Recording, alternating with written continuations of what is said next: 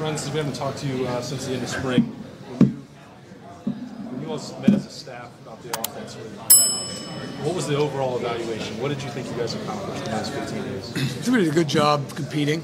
I think we did a great job of trying to play the game as much as possible, unscripted, more of a live period, not tackle, but really put guys in position to grow and learn and to experience maybe what it's like on a Saturday, even though it's minimal of what it really is. But I think we did a pretty good job installing, putting guys in position to make plays, and also new guys to put their best foot forward. That whole combination I thought was well done. You use the spring, you've been through this as a player. Do you want to have a depth chart that's in your mind by the end of spring, or do you all approach this as like there's nothing that's going to be settled until August? No, I would say coming through spring, you want to get an idea of some people you want to be able to start relying on. You want to identify points where maybe things need to improve. You want to, again, start outlining guys you're going to count on in the fall, and then continue to develop them through summer. Identify individually and offensively things that we need to improve on, but also things that we do well. At the end of the day, coming out of spring, you want to start having an identity, and then putting those guys in position to create that identity is really important. How are you feeling? Good. An injury and everything good? Feel good. We'll play a game right now. Is there anything that you can say about what happened that night? At your house with the accident? No, there's nothing I can really say. I mean, all I would say is that in hindsight, I probably would have rather went to bed instead of rode in a side by side. But that's about all I'd say. Yeah. Do you feel like you dodged one maybe a little bit there? Could have been a lot worse. It's always could be worse, but again, there's nothing else to talk about. Having Joe Philbin join, how beneficial could that be? You have a history with him? Yeah. Having Joe's been great. I think the perspective he gives, the wealth of knowledge that he has as a position coach, head coach, a football coach. I mean, I think everyone in the building can learn something from him, and he really, it's really awesome. I mean, to say it's not, a little, pretty cool in my perspective, to be around Coach Philbin again in a different light, in a different way, would be an understatement. So, very happy he's here. He's a great addition to our staff. How much do you think you'll lean on him? Because you're a first-time coordinator, obviously, and he's done it at the highest level. Yeah, I mean, I think we're surrounded by guys in the building that have done it at the highest level and have done it really well. Now, I'm going to lean on everyone in the room, Coach Day and Coach Fry and Coach Dennis and Coach Bailey and so on and so forth, Coach Alford. But I mean, he's definitely a great addition, and he'll bring something to the room that will help us. Brent, how are those meetings? I know we're asking you all the time. Is it free to speak? I mean, how would you describe our offensive meetings? Yeah, I mean, how would you describe when y'all are getting together, either brainstorming or whatever? Everybody free to speak their mind? I mean, how does that work in your brain? Yeah, you encourage dialogue. You encourage ideas. Sometimes the idea that comes out is not the right idea, but it then sparks another conversation, and eventually you find yourself down a road where it's a good conversation. I would hate to ever have a room where people are nervous and scared to speak. Now you want to make sure you know what you're talking about or those kind of things, but and that encourages that. But I think the more dialogue you can have with the kind of caliber of coaches we have in our room, it's always a good thing. And so, with like a Coach Philbin, are you personally looking for insights from what he's observed? Maybe in practice. I mean, how does that work? What's the interaction? You understand what I'm saying? Or and tying where he's been. Sure. I mean, I would say, he's not just blurting out all the time. He's waiting to maybe be called upon or pulled aside or whatever. But I'm sure if there's a thing that he believes strongly in, he'd be willing to voice his opinion. Again, all opinions are welcomed. I would just say that he's not in there trying to overtake the room. He is very respectful of everyone that's in there, and as much as we're learning from him, I know he's trying to learn from us. So that's a pretty normal situation. Hey, Brian, with the crash, did you bring that up with the team, with your group, the receivers? Did you feel like that was something you needed to be addressed? No, but anything addressed or anything that we do will be kept in house. Did that episode change you? I mean, people have experiences that change them. I'm not. You know what I'm asking there? I mean, you're kind of a different guy since then. How would you explain it? Everything provides a learning opportunity, and I would say it was a learning opportunity. You're a type A guy, right? You like to push things, and that's your personality. You like to go 100 miles an hour. Is that one of those things like, okay? I'm not going to talk about the situation anymore. So. Remember when I asked you when you were a player, and I said, were you one of those guys who 5 years old went off the high board? Oh, yeah, that's probably about right. You said yes. That's probably about right. Yeah. 5 years old trying to jump off the high dive. But I'm not talking about specifics of that situation, but as you go through life, you feel yourself mellowing a little bit. I mean, you feel yourself personally mellowing a little. Yeah, you have to. Your body doesn't operate the same way as it used to when you were younger. Yeah. But I guess what I'm getting to, when you come that close to like maybe something serious happening to you, which an injury is still serious, but does it make you step back and, I'm healthy. Yeah. But you want to stay healthy, right? Yeah, that's the goal. Yeah. That's the goal. Lorenzo was a guy, obviously, you guys looked at. Oh, yeah. Now he's back here. What makes it fun when he's able to switch to the defensive side? Obviously, he's good on offense. He's a great athlete. Always was in high school. I thought he was a heck of a player. I don't want to speak for him, but I felt like coming out of high school, he was a good athlete. I felt like I may have told him I thought his best position was corner. I know it's always tough finding the path and believing on what you want to do, and then maybe switching. And I can only guess how hard that would be. But I'm really excited he's back as an individual, as a person. He's awesome. So to add more and more people like that to our locker room is only a bonus for us. What does he gain on having spent 2 years there? What can we bring to that side of the room that maybe he learned? I don't know. I mean, that's probably a good question for him.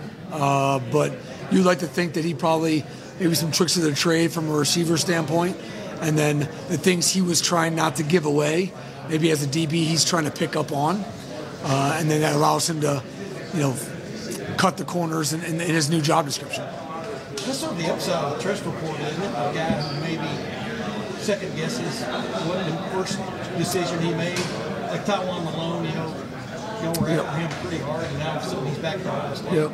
Is that an upside, to the transfer portal, that you can fix something that maybe you? I think that anytime you're able to provide more power to the player, it's a good thing. It's their responsibility to use the power the right way and in the right light. But I think anytime the players are that with the power, it's better off for the sport. Speaking of the transfer portal, obviously you guys had a couple guys leave over the course of the spring, and when you're stacking up talent, that's almost, I guess, in this day and age, that's an inevitable conclusion maybe there. Did you expect that to happen that quickly, that you would start losing guys from that second-year class? No, I guess I didn't really have any expectations. I was just, hopeful to continue to build and shape the room as best we can. I completely understand all the pressures that everyone has, and frankly, what they feel is right is up to them. But it is just tough, man. I mean, I think at the end of the day, they're just trying. They feel like they have a 4 to 5 year window, and they're just trying to give themselves the best chance. Is the room being as highly competitive as it is? Are you seeing that show up on the field and the results that you're getting out of every group that comes through? As far as what? Is it pushing their talent up? Is it pushing I mean, typically the more talent you have, the more you're demanding of the player, and then the more you can demand of the player, the more of the growth you're probably going to get for each individual. So the goal is to continue to add the best players in the country to the room to allow to push those that are currently there and those that are coming. So that's always the goal. That's what we're going to try to do. Brian, you went through 15 practices in spring. Now you had time to reflect, look at film and all that stuff. How comfortable do you feel right now? I feel pretty comfortable. I'm not to the point where I'm going to relax. I mean, I think that, I take that back. I don't know if you're ever comfortable. I think that I'm very honored to be in the role I'm in, and I'm not taking it lightly. But I would never say I guess I'm comfortable. I like the path we're on. I like the work that's being put in, and I'm excited to watch these guys work and apply through summer. I would say that. And where does it stand in terms of play calling? I don't know if anything's been decided. Are you still very early in that process? Coach Day would handle any of those kind of questions, not me. To go back to Philbin, Yeah. Last few years you guys have had Kevin Wilson in that room, and he had, I think, a certain role, right, in terms of, especially when it came to the run game. Do you see Joe kind of inheriting some of that, like kind of that elder statesman as it relates to? I don't know. We'll see how it all shakes out. I'm sure Coach Fry, will use every asset he has around him, and obviously Joe would be a good asset. Exactly how everything lies right now. I mean, I know we leave. Coach Fry's got a good handle of that run game, and we'll let it grow from there. But I'd rely a lot and very heavily on Coach Fry. Coming out of spring, you may have already been asked this for a while, but I've been here almost since the start. Your number one quarterback is? What? Coming out spring, headed into summer, your number one quarterback is? What do you mean? Who's your number one quarterback? We're competing. What do you mean? Okay. No, I'm just trying to. We're competing. I'm trying to ask you a straight up question. Just ask who the starting quarterback I said, who's your starting quarterback? Ask things in a weird way sometimes. I actually said number one, not starting. Yeah. What did you see out of both of those guys that buoys you headed into the summer and then preseason camp that tells you? I would just say the way they work, and not just the allotted time that we are given. They work outside those lines as far as on their own and with the guys. Both guys spend a lot of time that way.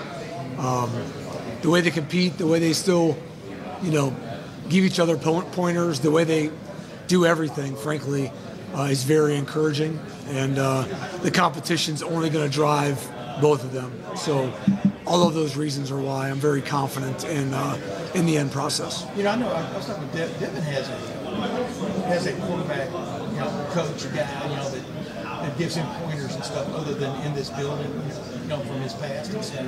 What is your stance on that kind of stuff? Right? I mean, do you like that? I mean, if that's what they want. I mean, I have no take on that.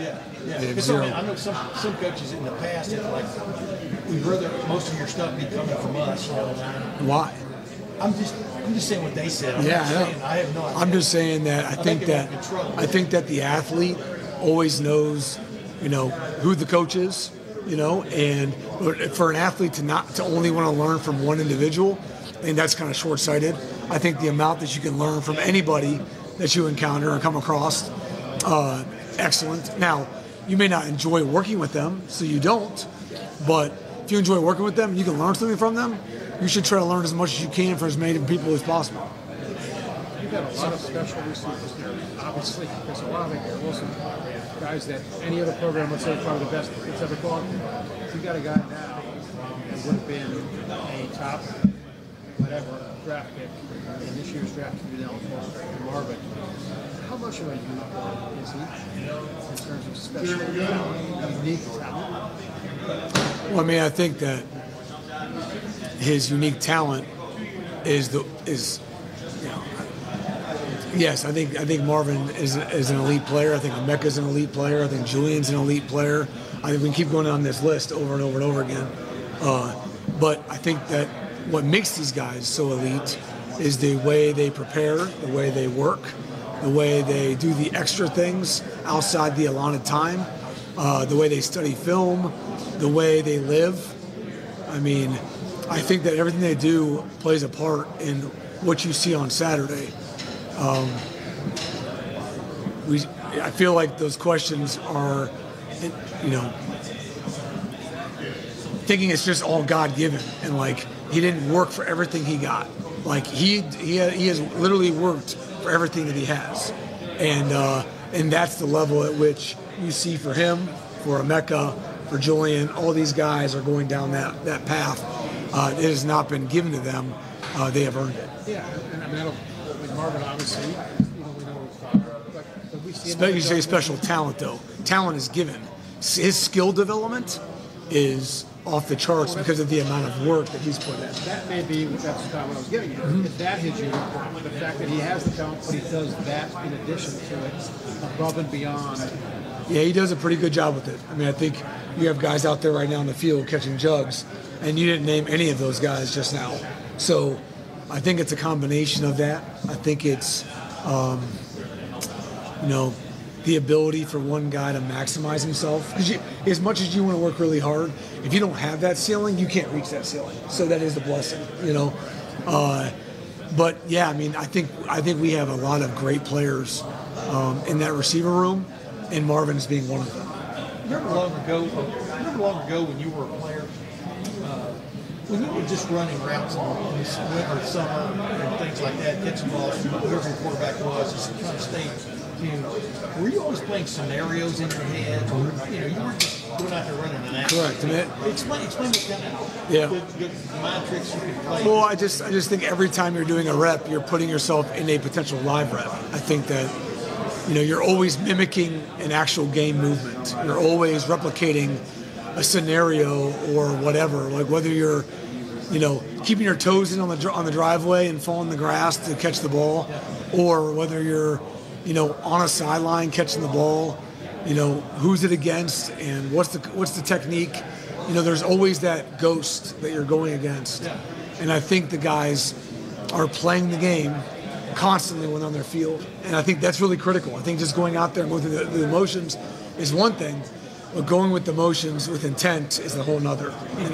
Do you see it manifest itself with Marvin, for example, in games where it looks like almost like he's been in that situation before, the way he either made a move or made a catch? I think all of them try to replicate that scenario and try to put themselves in this situation to replicate it on Saturday. Carnell Tate's a guy who clearly made an impression in the spring. You've seen that continue since then. What do you think his role, even as a freshman, could be on this team? I think Carnell had a great spring. I think that I look forward to his growth through the summer. And, I want to see what he's able to continue to do, the consistency he's able to play with through summer and through the fall. I mean, fall is a big part, and I think his ability to challenge and make plays and carve out a role for himself in the fall will be an awesome challenge. And your other freshmen coming later this week, is that right? Later this week? They're all here. They're all here, okay. Everybody has to improve, I know. But the number one concern on your board headed into the summer and then preseason camp with the offensive side of this football team is what? I mean, I would think it'd be the offensive line, especially a couple of spots on the offensive line. I mean, I know everybody's got to get better. I'm just wondering in your mind, where got somebody step up? Yeah, I don't think we have our starting offense outlined yet or defined. Yeah. I think the starters on offense, there's a lot of areas of competition currently and still happening. And I think working through spring and into fall, identifying those guys and the guys we can rely on will be critical. Emeka and Julian both cleared for full activities right now? I believe so, yes. I'm sure you've already been asked this, but the addition of Joe Phillips, what does that bring to the staff of the guy Yeah, I think the addition of Joe has been phenomenal. I think, both from, former head coach, offensive coordinator, O-line play, the wealth of knowledge when it comes to football. I mean, there's so many litany of things that he brings to the building. How approachable he is, how coachable, 2 coaches he's willing to be. I mean, there has been so many positives having Joe on this added to the staff. I can't wait to see it, grow and fester and just, but he's been a great addition. Did he reach out to you? Did you reach out to him? Did you have contact? No, we had contact, but then I kind of gave him the idea, and and he was definitely receptive to it, and we weren't sure if it was going to work out, but between himself and Ohio State and everything, it worked out, and I'm glad it did. in general, this is a recent thing in college football to have the analysts that are this big part of it. How have you seen the past guys, how have they influenced or enhanced the offense, what you guys have tried to do? Yeah, I mean, I think anytime you can add that kind of expertise to the room in any kind of role, it's a benefit. So as much as we're allowed to, we're going to try to. Virginia Valley, he mentioned it's time. It's time for him to go. Have you seen that since emergency for him? Oh, yeah, his desire and urgency has never changed. But just because you want it doesn't mean it's happened yet. So he's going to keep chasing it. He knows the litany of things that we need to hit. But I'm very encouraged, and I think Jane's on a great path. You were on the Hard Knocks when Philbin was a coach. Did you watch any of that? Probably a little at the time, but I don't recall much of it at this point. But I'm sure naturally. But he came across as such a sort of a genuine, real guy in that show. Is that him? Yeah, Joe's a great dude. Loves ball, very approachable, and yeah. Brandon Ennis has been around here already for weeks, right? Going About close to a month, I think. Is he getting to? How much did that help him? Do you think? Did you get to see him? Yeah, I think it's helped him a lot. I think really kind of getting doctrined into how we do things and what we do. I think his body's already starting to change a little bit. I think he's mentioned to me he already feels a little stronger, and so anytime you can get on campus and get rolling with how it's going to go, it's going to help you. That first month can be a lot of things happening. To do it a month earlier than you would have happened, quote unquote, is a huge bonus. You're talking about who? Simmons? Who are you talking about? Brandon. Brandon, yeah. I didn't hear the question. You personally, do you wake up every morning? Do you even have to have an alarm clock? Especially since you've been named coordinator. Do I need an alarm clock? Absolutely. Some people just wake up. I have 3 kids. Some people don't even go to sleep. I do not wish myself to ever be that person. Yeah. But I mean, what is just sort of like changed about the routine or about the feeling of responsibility that maybe you didn't have this time a year ago? I would say the stress level is much higher. I would say the brain does not stop. It used to stop a little easier. Now it does not stop. I still have a great passion for this school and this university, and so more responsibility just makes more worry. It's just the reality of it. And if I didn't care so much about it all and the people it involves and Buckeye Nation, I probably wouldn't worry as much. But the reality of it is I do highly care on a very, very high level. So, it just plays a bigger part. The best thing is flashed through your mind at a stoplight when you're daydreaming. What's the best thing? I mean, since you became one of those brilliant Nothing. That's a weird question. light bulb ideas. That's a weird question. No. Or while you're driving. You know what I'm asking. No, I don't know what you're asking. I know you're constantly. Yeah, it's all right. trying to figure I'm thinking about players. Yeah. I'm thinking about players, not plays. Yeah. And so, What do you mean? coming out of the spring, who's a player that just like, man, he really caught my eye. This guy really made it improvement. We've got to figure out a way to get him involved. Other than, We have plenty of guys we need to try to get involved. Plenty of guys that earn it, plenty of guys that have shown it. So it's just about, trying to get all that done. Yeah, but not one guy just kind of, I'm not saying he's going to be the starter. One guy that you're just proud of, what you saw. I'm proud of all the freshman receivers that came in, and they've done a good job for the demand that which they get put on them. Now, it's for any young player, but I just deal with the receivers, from a day-to-day basis. But those young O-linemen, they did a good job, man. I mean, there was not glaring issues. They did a good job in protection. They took coaching at a high level. So just the young class in general was very encouraging. Yeah, and one last thing, like you just talked about, about the receiver, the guys that come in here now, this receiver group, what you have built is incredibly impressive. And can you sense the pressure that they feel coming into a group that's already like that? I mean, that's You have to ask. meaning I don't feel it. You have to ask I'm them. saying you can sense them knowing that every day the light's on them, so to speak. I mean, improvement themselves. Yeah, but Improving themselves. what about it? You're coming into a room and stacked. You got like three pretty damn good guys ahead of you. Stacked in the middle. Okay. How have you seen like Creel take more riders, Bryce Rogers, Brandon Ennis even? How have you seen them respond to the room they're in? What's expected? You know? But I think they knew it was expected. That's why they came here. I mean, nothing's changed. All those guys were already here. But there's something about knowing what's expected, but then being here and now you're seeing it. I mean, you have to ask them. I would say my take would be you're never ready. You're never as ready as you think you are. But that being said, they still did a great job coming in as mid-years to compete and to learn. But their perspective on what they thought and what has happened is something good for them to ask. I don't know that. Yeah, I know that. But I'm just saying, you were in that role at one point in your life, right? I was. Freshman wide receiver. Yeah, I was never a mid-year. So, okay, you got me on the technicality. Thanks a lot. Just can't ask you what I want to ask you. No, you can ask me whatever you want.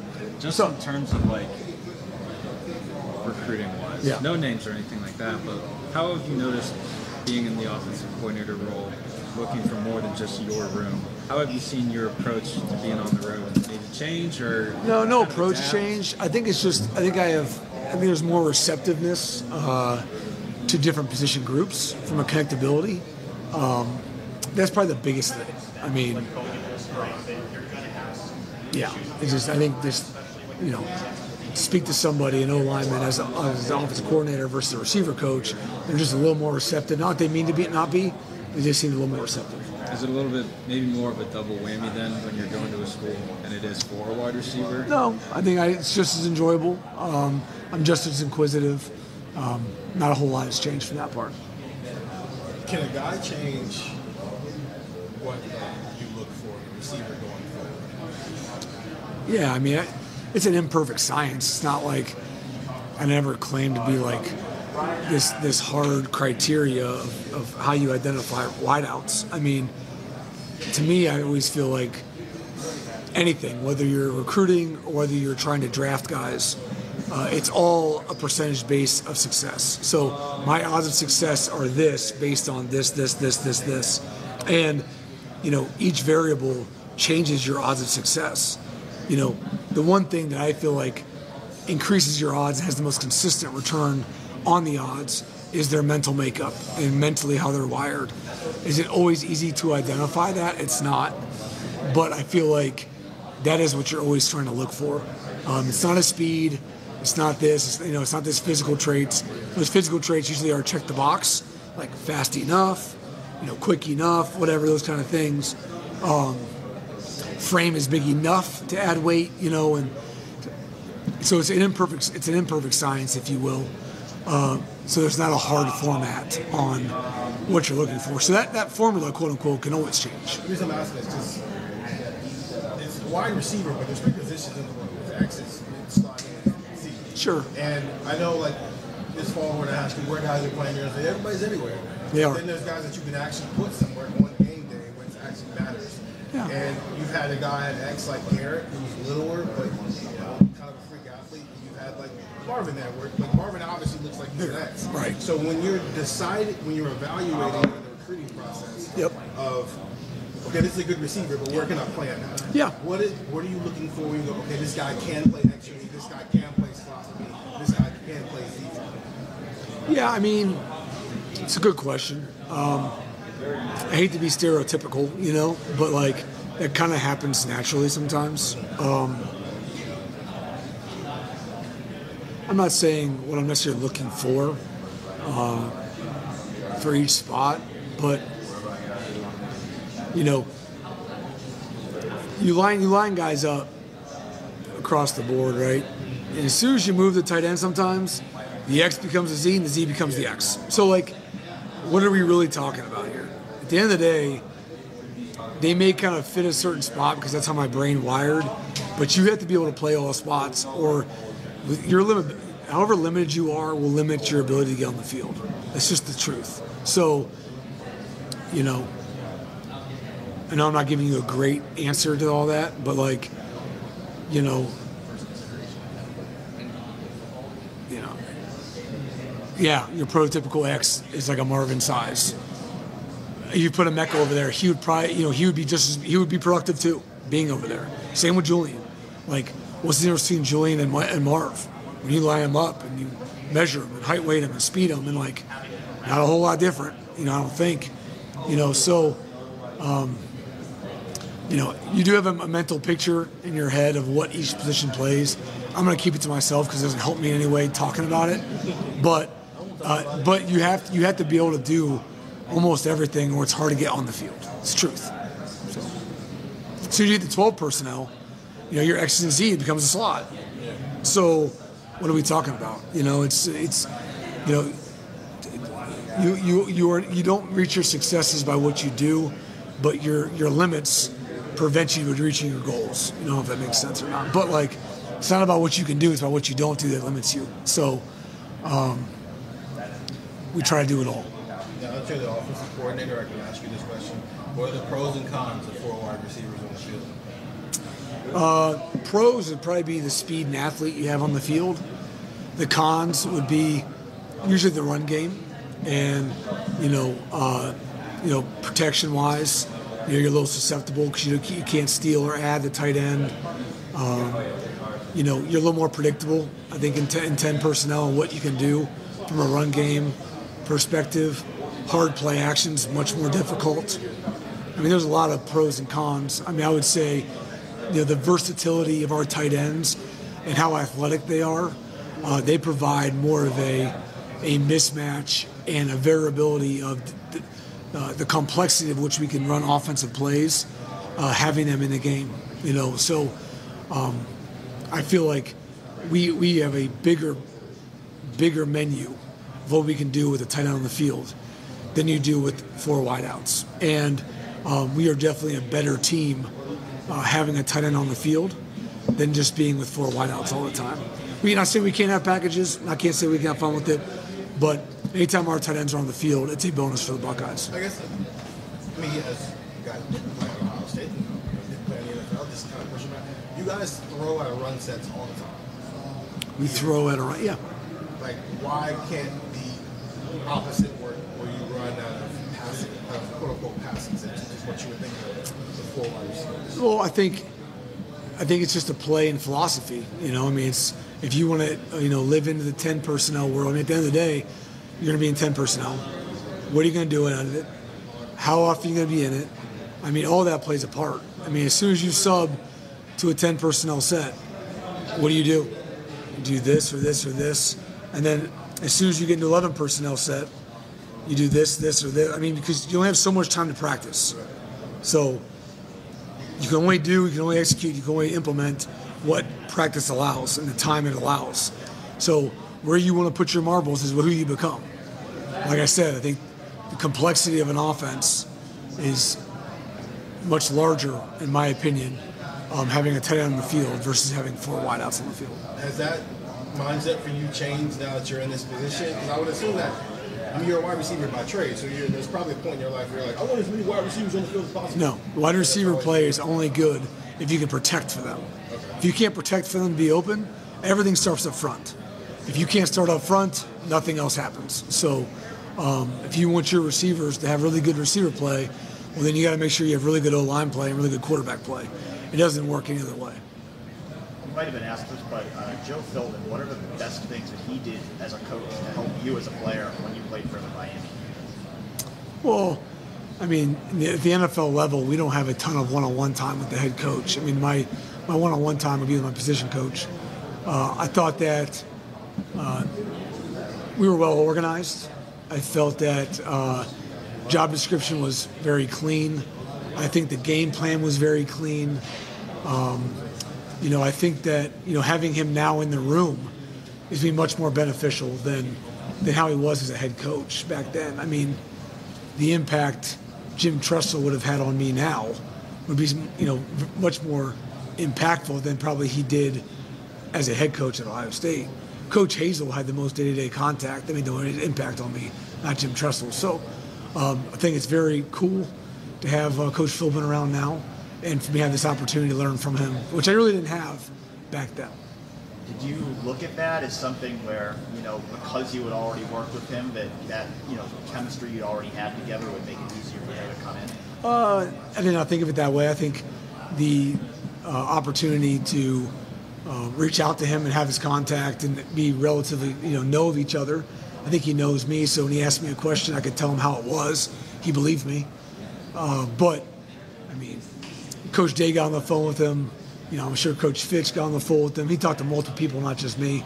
But, needless to say, working with him before and having him here now it's a pretty cool experience.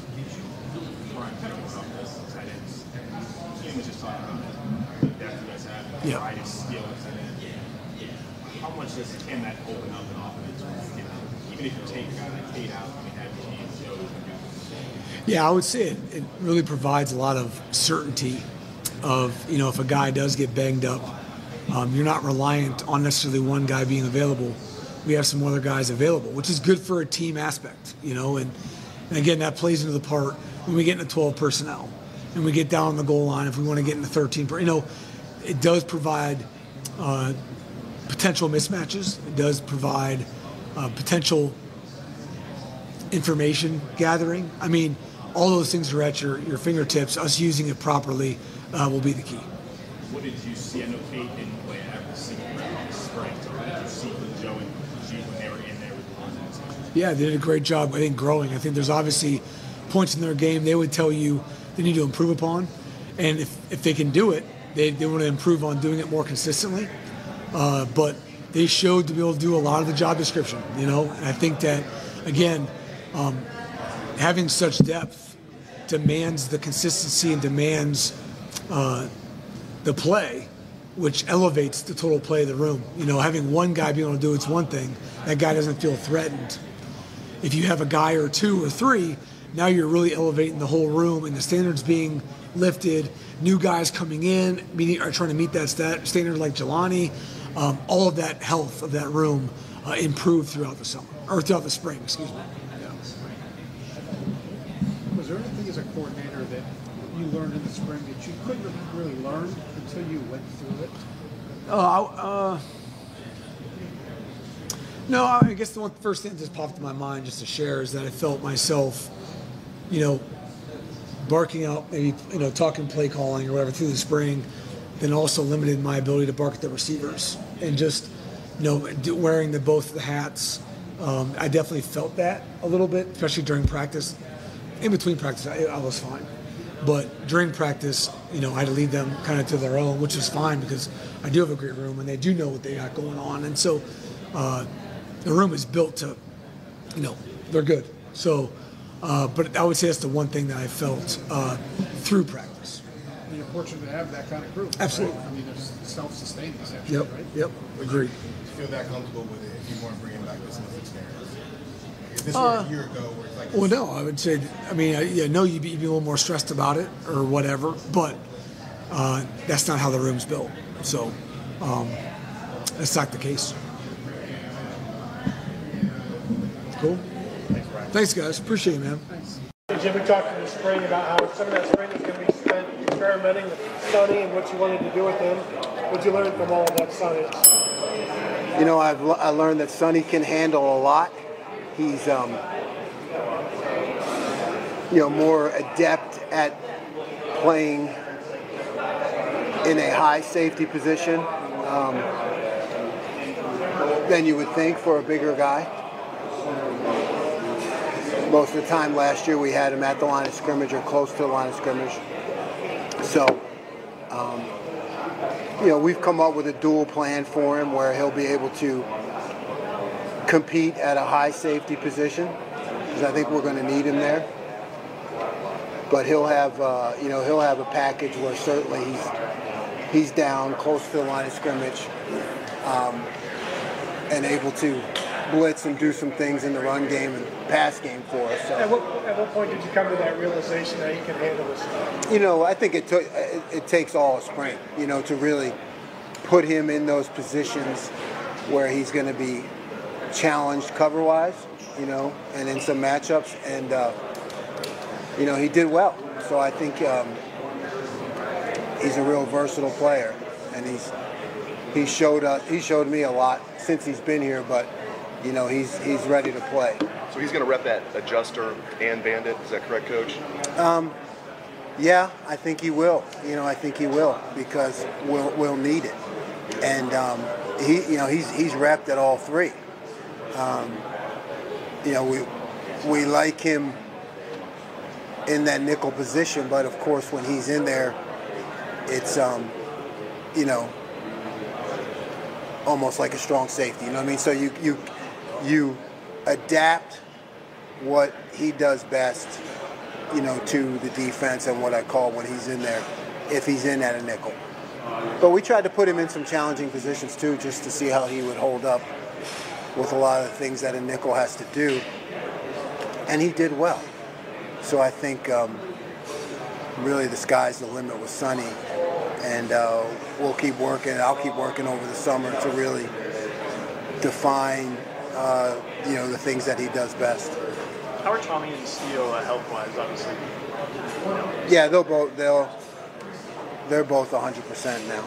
How do you feel like CJ and Gabe, kind of these two second-year guys in that class, performed? Yeah, they made a lot of progress.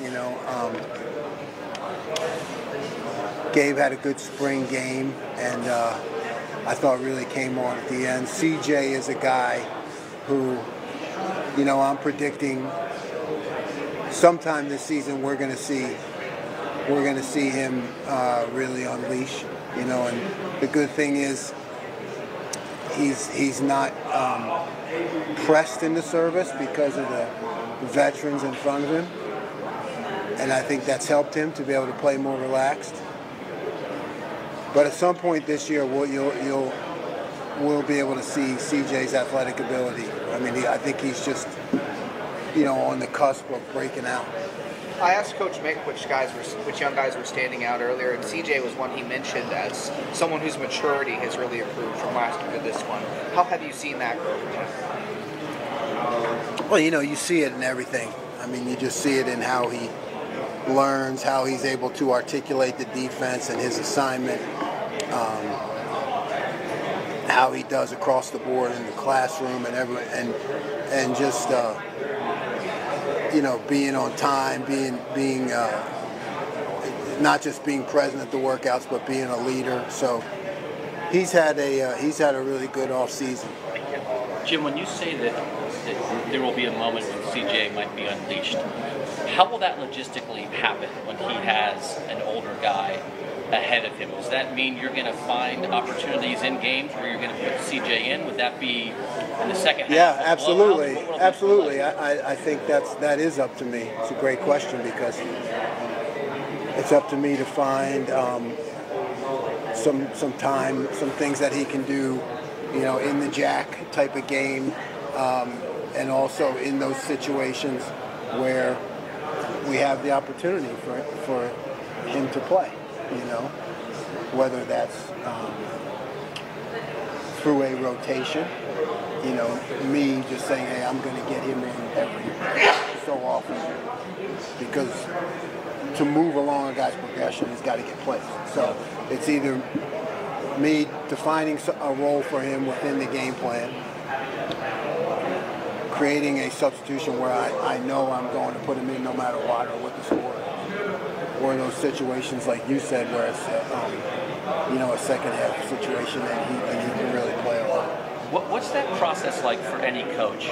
And this seems like a great example of it. Like you said, CJ's not pressed into service. You don't have to play him because you have veterans ahead of him. But yet maybe you want to see something. How difficult is it to strike that balance? What kind of process do you go through? Yeah, I mean, it's really from now right? I'm back off the road from now until the season starts. Constantly tinkering and looking at things and how much could he handle that's outside of, a normal real linebacker position. And then it's, in my thought process, thinking about a season long and then, forcing myself to actually write down on paper, okay, in the first half of the season, I want to make sure he gets X amount of points, because that'll move him. When a guy gets that opportunity and he pops, what's the next step for a coach? Meaning, if it becomes obvious this guy is a playmaker, you know what I mean? What is that next step? More plays, more plays. I think that always, it reflects, we have to have confidence in our game based on practice, right? Because we don't have many games. It's not like another sport where you can have exhibition games. So you have to have confidence based on practice. So if a guy shows you things in practice, then you give him an opportunity in the game. And if he shows you things in the game, you give him more opportunities. Yeah. That's it. It's that easy. Yeah, and more plays has a trickle-down effect because somebody else is getting fewer. Somebody else is getting fewer. Yeah. But it's like I was saying earlier, that's not a bad thing, even with our veterans, because we want to play a long season. And you saw what happened to Tommy No Thumbs, you know what I mean? It's like as you get down the end, I mean, so the more that CJ can play, the more it helps us over the long haul of the season. You mentioned CJ at the Jack. I know you want Mitch there as well. Do you feel ready now going into the summer to reintroduce the Jack? Because I know you kind of held that off in the spring. Yeah, I do. And maybe not even with the whole defense, but I'll be spending time with those two guys in particular, just one-on-one time, talking about the things that what I want to accomplish. CJ and Mitchell, right? Yeah. How much can we be done with that before you get back to actual practice? How much of that is in the film room? A lot, tons, right? Because that's a position when fully developed where that guy knows everything about the defense and everything about the call. So a lot of that is one-on-one time with me and that player or those two players, so that when it wants to go on the defense, even if there are other guys that aren't quite 100% comfortable, that guy has a full command of it, and he's kind of running around making the calls. What were those mental gymnastics like for you last year where Mitchell Melton, a lot of people thought might be that guy, and then, you tried to get it out of Jack, but my point is, you're with a new team, new players, playing against other new teams, and, people are creatures of habit, even coaches. I mean, you're trying to meld your system, right, to fit it. What was that like for you? Yeah, it's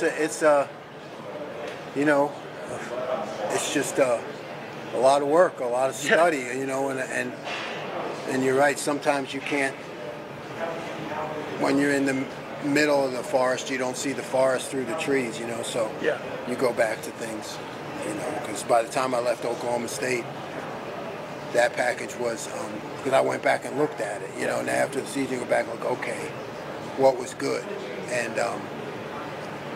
that's practically all we did. That's practically all we did. Yeah. But they were different players, different guys, and as we used some of it here, it just wasn't as popping. It wasn't popping. Right. I'm saying it wasn't ineffective, but it wasn't popping. It wasn't jumping off like when you watched the things at Oklahoma State. You went, wow, that was great. So, gradually just pulled back on it because it doesn't matter what I know. It matters what works and what the players know. Yeah. So When you think statistically, at least, at Oklahoma State, your defense has got better every year. Why is that? Is that you implementing more? Is it the players absorbing more? I'm sure it's some combination of the two, but how would you explain, and did you really feel that beyond the stats? Every year the defense is getting better and better and better. Yeah, I felt it. I think it is less about me implementing more, although it's always there, right? And it's just a little bit of an injection here or there as they can handle it to get it up, but it's more about how the players understand, so that you want everyone on the defense to know what everyone else does. You want everyone to know where the ball is going to end up. When I make a call based on the play the offense runs, the ball is going to go here. I mean, that's as simple as it gets. It looks more complicated, but if you know, because every defense has I don't want a hole or an escape hatch or some part of it in it. So that's how they get better. And I think with like a guy like Tommy, take Tommy for example, you saw that accelerated, right? Because he was a guy who really picked it up. I use the word Gretzky all the time, right? You probably heard me say it, but I keep saying it because it's, hey, Wayne Gretzky, why are you such a great goal scorer? It's because I didn't go where the puck was, I went where it was going to be. So Tommy figured it out a little more quickly, maybe some other guys, that if I made this call and they ran this play, the ball was going to end up over here. So that's how you play fast. So when you get 11 guys who can do that, that's how you get better. I know you could never blame players. I mean, I know coaches don't do that, but the last two games, the big plays are really what stung, and almost every one of them you could see either just a physical guy slips or something, or a bad decision or something, and Katie barred the door, right? I mean, has that haunted you the last several months, or is it, how do you fix that? I mean, obviously it's coaching, coach a guy to be in position and also to make the play. I mean, explain what that thought is. Yeah, I mean, it's yes, it's haunted me, but just haunting me, that doesn't do anybody any good, except it just keeps so if it's a problem, you got to fix it. You got to take responsibility, take accountability. Then you have to say, okay, why did this happen? Like you said, it was a matchup or somebody just not doing something right. Well, that all comes back to me, and I have to. So yeah, you kind of go back to the start. You look at everything. You look at your teaching progression, and then you have to learn. Then you say, okay, we're in matchup games. Those were 2 matchup games.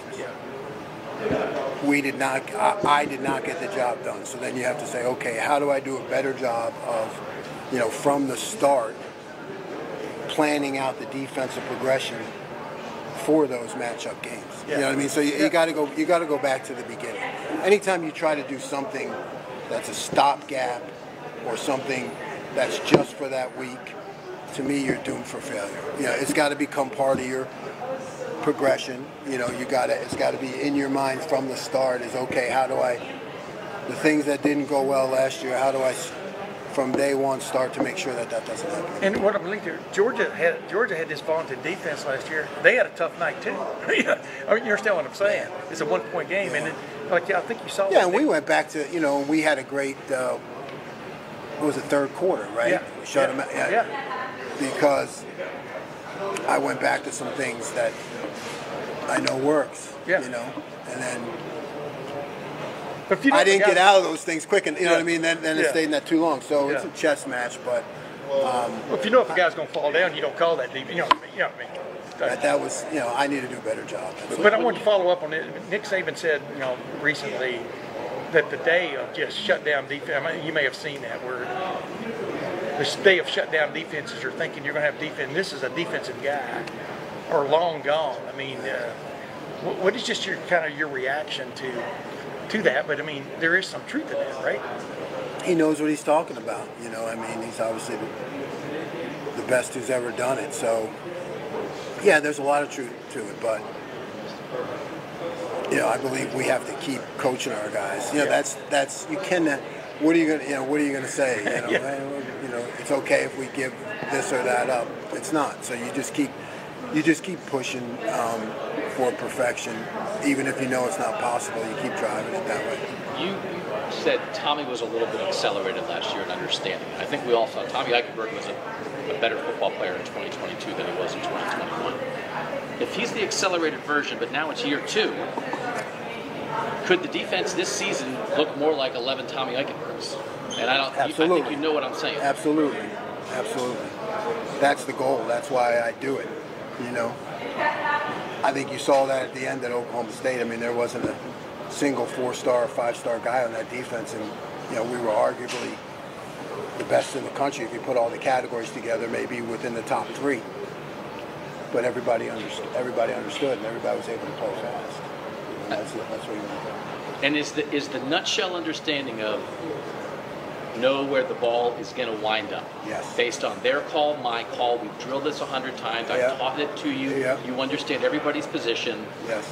You can run to where the ball is going to be because you know where it's going to be. You know where it's going to end up, or you know where they're going to attempt to attack based on our structure. How far down the line did you get to that point last year with 11 guys on a snap, being able to anticipate, I know where the ball is going to be? Were you at 50% of what you think you need to be, 80%? I know that's a hard question to ask, but I'm trying to figure out how much better it could be this year based on where you were last year. Yeah. Yeah. I mean, if I had the first number that job is 70, 75%. Okay.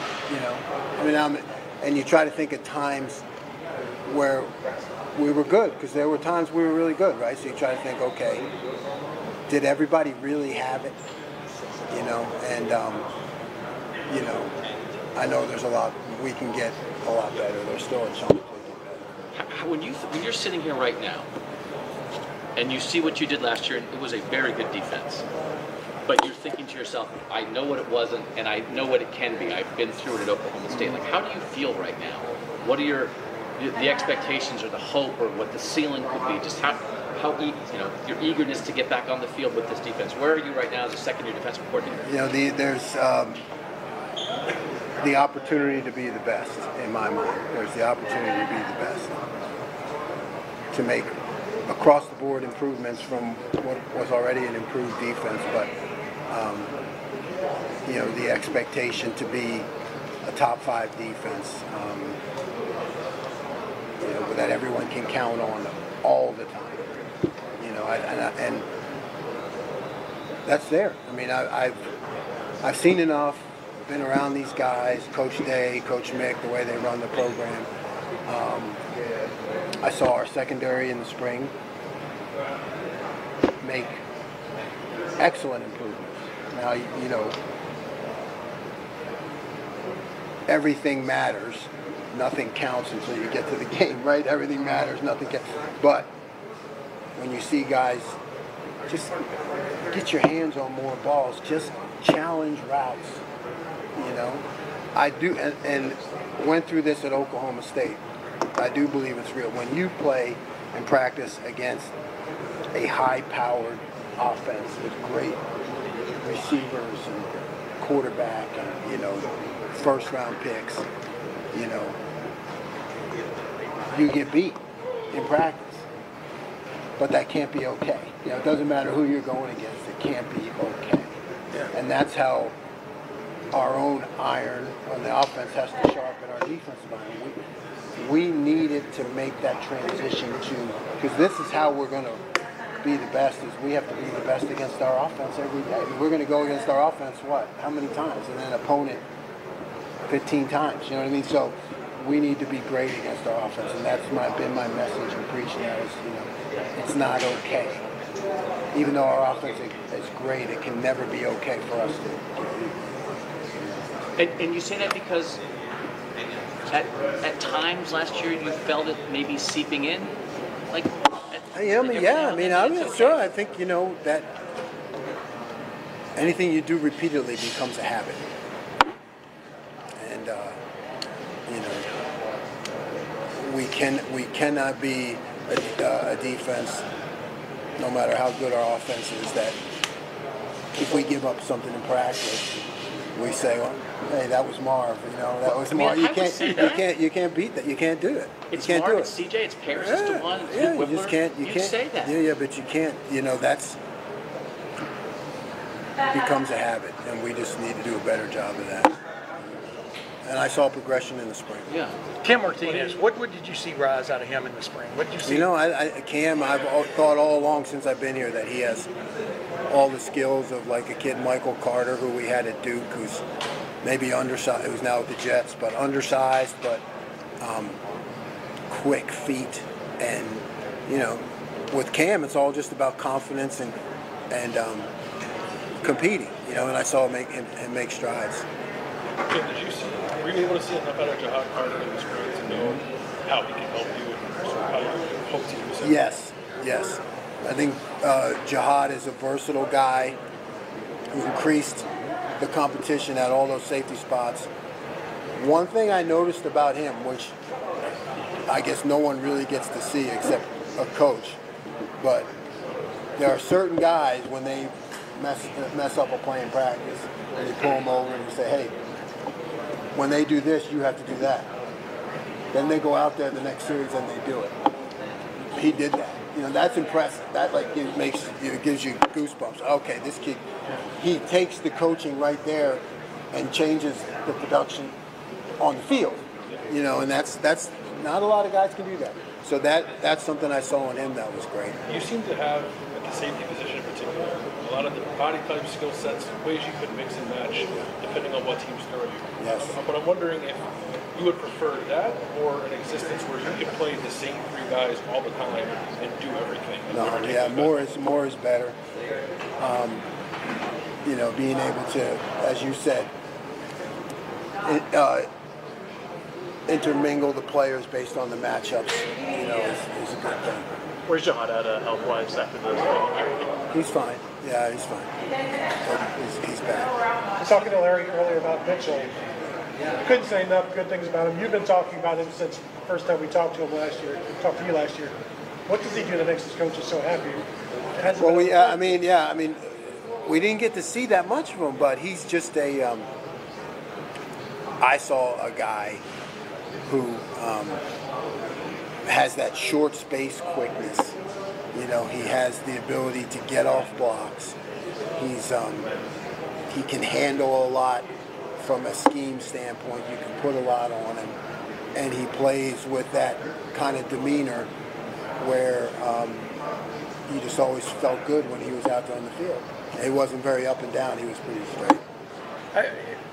I've never been a defense coordinator. If I was, what would buoy me going into this is the returning guys up front, which can, a fastball is a fastball, right? I mean, if you're a batter, you got to, is that the heart of it always? I mean, almost always defensively, if you got guys up front that can make a difference, can change the tenor of a play even before it gets started. Yeah. I mean, and do you have that kind of sense about the guys that are back, a rising guy like Kenyatta Jackson, Caden Curry, with your just what is that sense of you? Yeah, I do. I mean, I saw those young guys really step up this spring, and the guys we have coming back are they can be trusted, and you've seen them make plays. Yeah. I mean, you look back at the plays, from game one with that Mike made. He had that early run in the season where he was, as you said, just kind of controlling the game, make plays. And then you look at what JT did against Penn State, just kind of took the game in his hands. Disruptive. So, we have the opportunity, as you said, to be very disruptive and productive there. But consistency is the. Yeah, you got to do it all the time, and for the course of the long season. Are you still looking at Mitchell and CJ as the guys who can most likely play that jack position this year? Yes. Seeing what CJ did in the spring game, does that give you more incentive to want to find a role for him this year? Absolutely. I think CJ has made all the progress necessary to put him in that position to get plays in the real game. You mentioned it's kind of a matchup play with the safeties and how you use them. Is that really highlighted by the nickel position? Could that nickel position look different for one opponent than it does for the next one? Absolutely. It's a great point. Right. What are the matchup there in the slot? How much, tight end or close formation are you getting to the field? What is that? Does the nickel need to be more like a corner or more like a strong safety? And that can be week to week, play to play. I'm not trying to like trip you up with your own words, but I think when you got here, you said back 7, you maybe would prefer getting guys set in there and letting them play. You thought they learned over the course of the game, and you maybe weren't thinking rotate guys there. Now you've mentioned CJ, you've mentioned different bodies at safety. Are you maybe more open to some moving? Yeah, I think it's a good. I think that's a good observation. Yeah, I think you get to the Ohio State, you realize there are a lot of guys with a lot of skills that you have to, that you should find roles for. And that to me, that makes sense, right? That there's just maybe a depth of talent here that you, nothing against any other place you've been, hadn't quite encountered before. Absolutely. And you feel like that maybe has affected your thinking. Yep, for sure. Okay. Did you notice that? When did I notice that? That was maybe a luxury that you hadn't necessarily had. I don't know that I really noticed it or thought about it until this spring. Because that first year, really your hair is on fire. I don't have any hair left. You know what I mean? Because you are attempting to input, and produce at the same time. So I think after year 1, you have the luxury to kind of calm down in the spring. Look at the good things. Is that a product of the talent that's here, or that's just guys in a way that you didn't necessarily know? That's a great point. Both, right? It's knowing the talent, knowing your players, knowing what they can do, what they do well, finding ways to do it. And I think with the infusion of Jihad and Davison, that's been a big deal for us too in the back. Talking about CJ and what he could do this year, when you look back, you think maybe I should have played him on defense some last year? CJ? Yeah. No, not necessarily. I think CJ's right where he should be. Like he's not been set back or anything. No. CJ has soaked it all in, learned from it. I know everyone wants to see the highly recruited guys play right away, but as coaches, you prefer to let a guy kind of grow a little bit. You do know that? That's how everybody is. Us, fans, I wasn't sure you were aware. I'm not aware. I mean, I try not to read. And I love all you men and women. I try not to read, because, when it's good, I want to pat myself on the back, and when it's bad, I want to go hide in the garage. But I mean, I do have people tell me things. Yeah. Okay. Yeah, I'll have buddies say, "Hey, don't worry about what they're saying about you online," and I'll be like, "I don't read it, but thanks for telling me." Now, now I don't feel great. We've talked extensively about the differences year 1 to year 2, implementing, teaching the defense, etc. For you personally, what's it been like now to have a year living in Columbus, just being around this area? It's always better to be settled, to have, kind of your feet on the ground, and just be more comfortable with the staff. I mean, that's just always better, But also the way we live as coaches, you're always just going 100 miles an hour too. So I mean, I don't know. It's nice to think that matters, but I don't know if it really does. Your feet are never really. Yeah, no, you're never really in one place. Yeah. Good. Good to see all the usual suspects. Appreciate the time. It's a position to where, you have to take reps to get better, and it was really cool spring for him to be able to get the amount of reps he got. And so he's continued to progress. He obviously becomes more comfortable in the offense, and so that'll be pretty good for him. I thought he had a good spring. Was there any separation there at all? So I think it's more to take for the separation with you. No, I still think that we're in the process where I know everybody wants to, talk about the quarterback battle or competition, but we're still in the process of worrying about yourself and getting better. And I think that when you worry about yourself and you maximize who you can become, then the other stuff kind of takes care of itself. How's Devin? He's awesome. Yeah, he's doing good. He's healthy. He's getting back to it. You've been through this a couple of times, whether as a GM and now as a position coach. What makes this quarterback battle maybe different than 21 or maybe 18? Just Well, I think just like what makes every team different, right? Every team has certain things, and every guy has certain strengths. Every guy has certain weaknesses. But it's a good battle with a bunch of good quarterbacks. And they're competing every day. And with Devin's healthy and be able to throw the ball and that stuff. Yeah, he is. Corey, can you kind of go through, you might have already answered this, I got over here a little late. Can you kind of go through what Kyle does best, just kind of break down kind of what he does best as a quarterback? Yeah, I think Kyle's an accurate kid, big, strong arm, understands the offense. And like I was saying earlier, it's just with our offense, we do a lot of things, and just especially the quarterback position of getting the reps. And I think that's been big for him versus, you're taking reps as a 2, or then all of a sudden you're splitting reps to where now you can get quality reps. You can really kind of sink your teeth into the offense and really kind of work on your craft. How's his mobility? Oh, he's good. He can run around a little bit. Yeah. And same question about Devin. What does he do well? I do think Devin, he's an athletic kid, same thing, right? Big arm, a lot of talent. I think just really at the end of the day with both those guys, they wouldn't be at Ohio. They wouldn't be at Ohio State competing for the starting job if they didn't have, elite traits and elite characteristics. Both of them. How hard is it to get around from a standpoint? Tristan's great. He's a great addition. He's a unique kid, right? He's an older kid.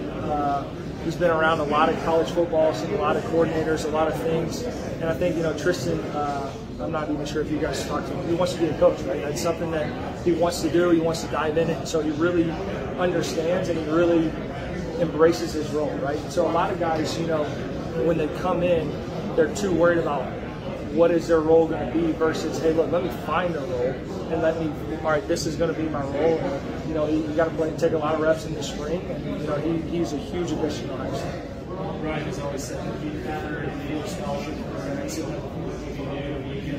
how different will the quarterback be with the fourth round win compared to maybe last year?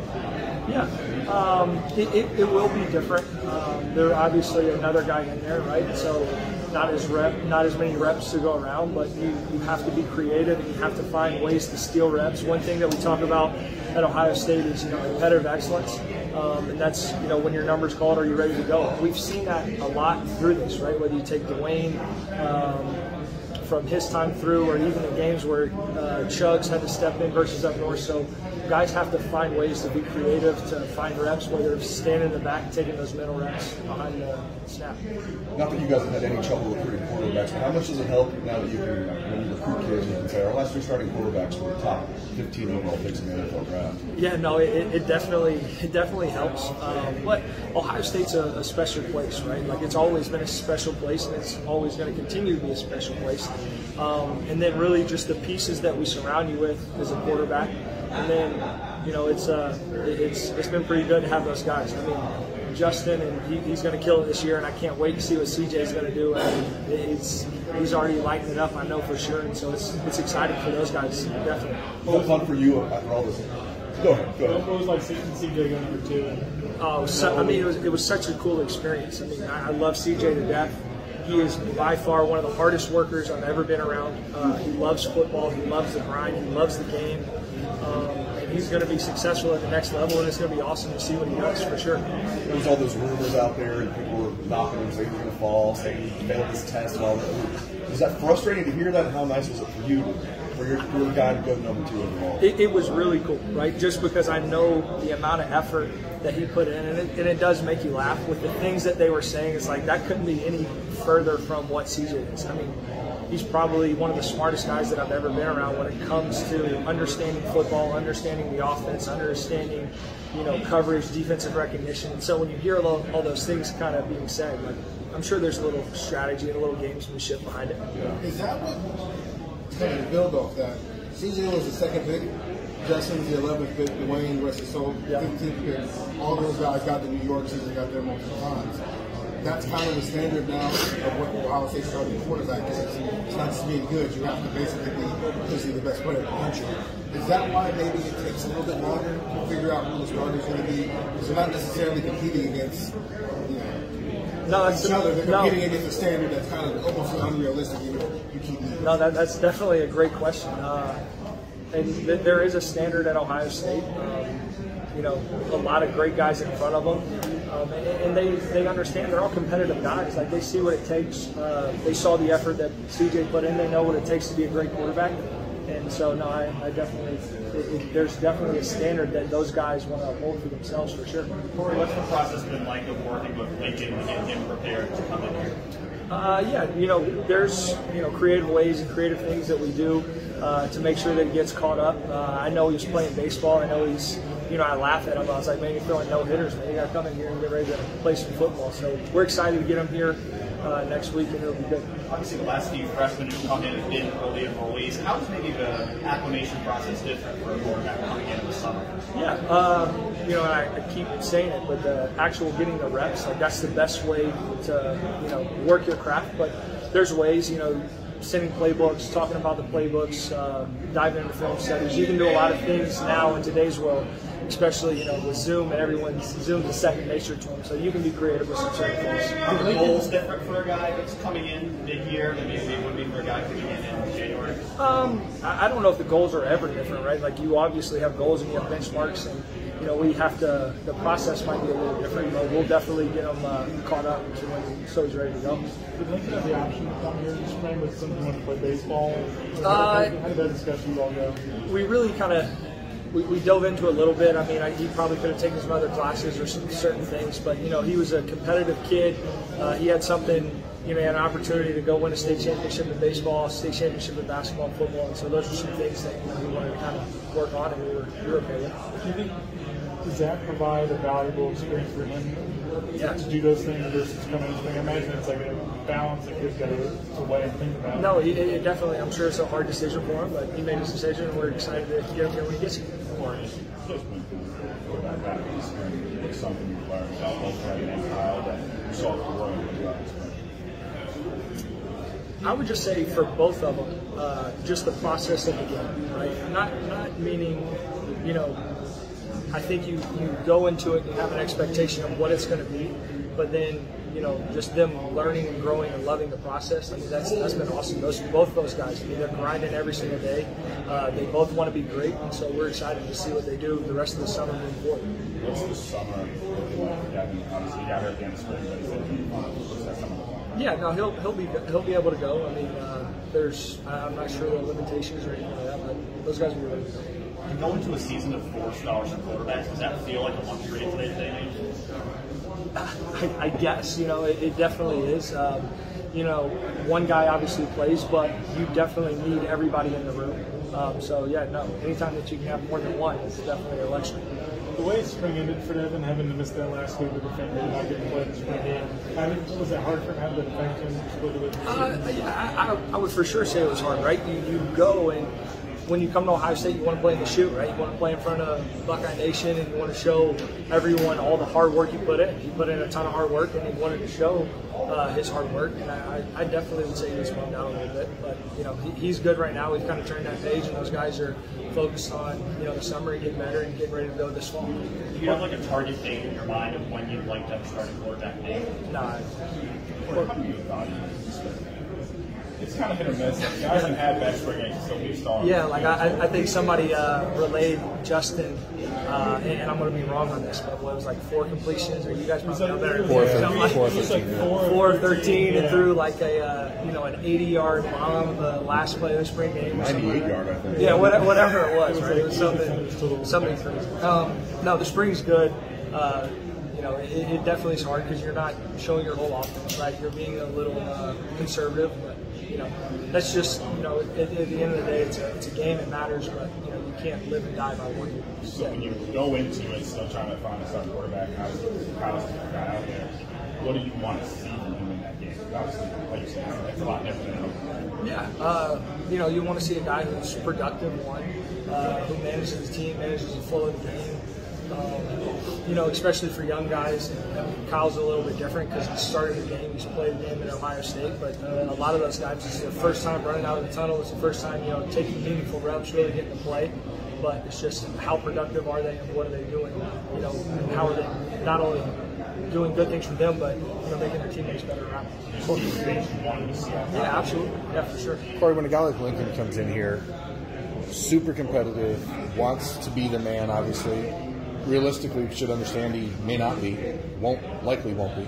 How do you manage his own expectations versus your expectations, and how to get him to improve without being focused on things that he can't control? I think, and I've said this earlier, but, for those guys, when you talk about a competition, when you talk about certain things, and Coach Day says it all the time, right? Like, that's part of the lot. Like, how do you fight to be the best version of yourself? And so once you kind of ingrain that culture in there, when Lincoln's at his best, he knows whether or not, he'll know whether or not, has he reached his ceiling or where he needs to go, and those guys understand.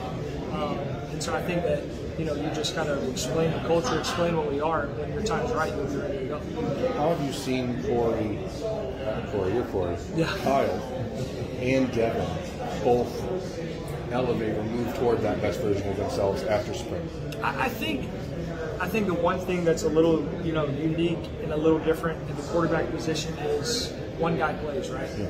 You have such a magnifying figure in C.J. Stroud in that room that there's a big void when he's not there, right? There's a big presence that's not there, and so you kind of get to see them be able to kind of project themselves a little bit more so than they would if C.J. was at practice or C.J.'s talking to a guy or C.J.'s doing that. So it was good to see. Have you seen that out of both? Well, yeah, absolutely, for sure. I've seen a lot of nice comments about you from recruits, not just quarterback recruits, like all kinds of recruits. Can you kind of get into, for the fans that don't know, like your recruiting duties and some of the positions you recruit outside of quarterback? I think, in today's age, if everyone's not recruiting everybody, then that's where things, get crazy, right? Like when you come to Ohio State, you come to a family. And so anytime that, I can add value for whatever position, whatever area, I definitely try to do it. Did you always kind of knew that you were going to be a good recruiter? I don't know. No, you were going to be a good recruiter? I don't know if I knew that I was going to be a good or a bad recruiter, but I did know that I was going to work hard at it, right? That, recruiting's the lifeblood of college football. If you don't work at it, then somebody else is working. Thanks, Corey. Appreciate it. Yeah, absolutely. How much, when you're just watching your guys, your quarterbacks, are you watching other interacting with their teammates? That's a big thing, right? Because the quarterback needs to be a leader. And you can't lead if you're standing over in a corner. So you need to, what relationships do you have with your team? And what kind of interactions do you have with your team? So you definitely see that. When do you start to see that? When do you want to start seeing that? I think it's really cool how Coach Mick does it. When guys even come in, they start lifting as a freshman. So how can you find your niche? Are you close with your freshmen? Are you close with your class? Are you close with your roommates? Or so those kind of things, they happen kind of naturally, and they kind of happen right when you step foot on campus. So I remember watching Joe Burrow's attached to JT. Yeah. Is that something? Obviously, you encourage it, but do you force it, or do you let it happen? And that's how you kind of figure out who is who by. It happens naturally? I think it kind of happens naturally. You obviously try to encourage it. I think we say this all the time. The only person who knows what it's like to be the quarterback at Ohio State is the quarterback at Ohio State, right? So those guys, they're close, right? Cardell and JT were in a crazy quarterback battle, but they're still best friends to this day. So I think that, those guys lean on each other, and, the older guys know what it's like to be a young kid coming in, and so when the young guys want to get the knowledge from the older guys. So those guys tend to have a good bond, and it's a unique fraternity, and it's not just the football team, but that unit's obviously very close. We try to make it up. And how are you guys doing with that? No, they're great. Yeah, no, they're great. And just like I said, the only person who knows what it's like to be the quarterback is the quarterback. And so those guys definitely lean on each other, and they bounce things off of one another. This is a hard question to answer. I hope I can answer it. I know. I'm sure you. What are you going to It's not just like one moment that wins you the starting quarterback job, yeah. Obviously. But there does come a point where maybe you as coaches kind of take notice of there's something, even if it's not the moment they win it, it's just maybe the first time you say, that might be the guy. Yeah. No, you can't say, hey, one play is going to win you the job. Yeah. But you can. Certain guys do certain things. You're like, wow, that is the skill set, or that is the ability that you have to be there. So it's great to see that. All right, cool, you hit that benchmark. Let's go. This is why it's hard. When did Justin and CJ hit that benchmark? Even if you didn't announce them to start that day, it was the moment you kind of saw, all right, there might be something there. I mean, I think that, one, you have to trust your evaluation and recruiting, right? So they've obviously, hit the benchmark at an early age. We wouldn't be recruiting a kid if they couldn't play. So I think that that's the first step. And then just throughout time, as those guys get more comfortable, then they do it more and more and more and more. And then finally one day they turn around and they're the starting quarterback at Ohio State. Well, it seems like you guys have I don't want to say that you guys have a type of quarterback. It doesn't seem like Lincoln was high school tape. What fits exactly what you guys have traditionally brought in as quarterbacks? Like, what does he do differently than a lot of why do you say that? What does he do different? I don't know. He's just like a bigger guy. Like I talked to his high school coach, and he's like, his running ability is what sets him apart. And every other coach I talked to about quarterback. So different than Justin Fields? No, yeah. Right? So like, I guess like every other high school coach I talked about quarterbacks and his arm is what just sets him apart. I talked to Lincoln's high school coach, and his legs, he just can't do it. So like, it doesn't seem to like fit. Like, I guess why does it? I think just for us is we're going to go try to find the best player that does fit what we can do. If you don't, so I don't really know that I would agree necessarily because I do think Lincoln does some great things. I think all those guys try to do certain things, but I think just for us is we're going to go find the best player for us and find the best player that we can get and that fits our offense. So you guys talk about that extraordinary trade. Yeah. Lincoln, like, you see that he does a lot, everything, really well.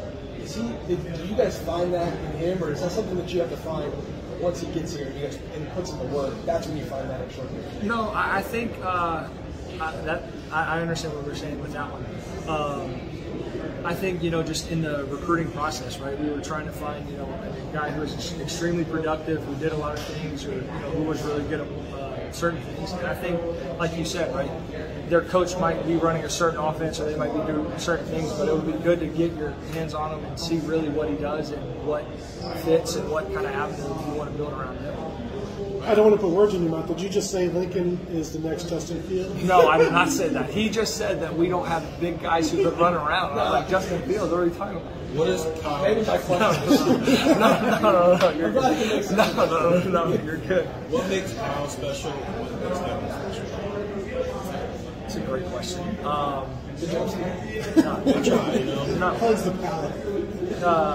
I just think that their ability to run the offense, right?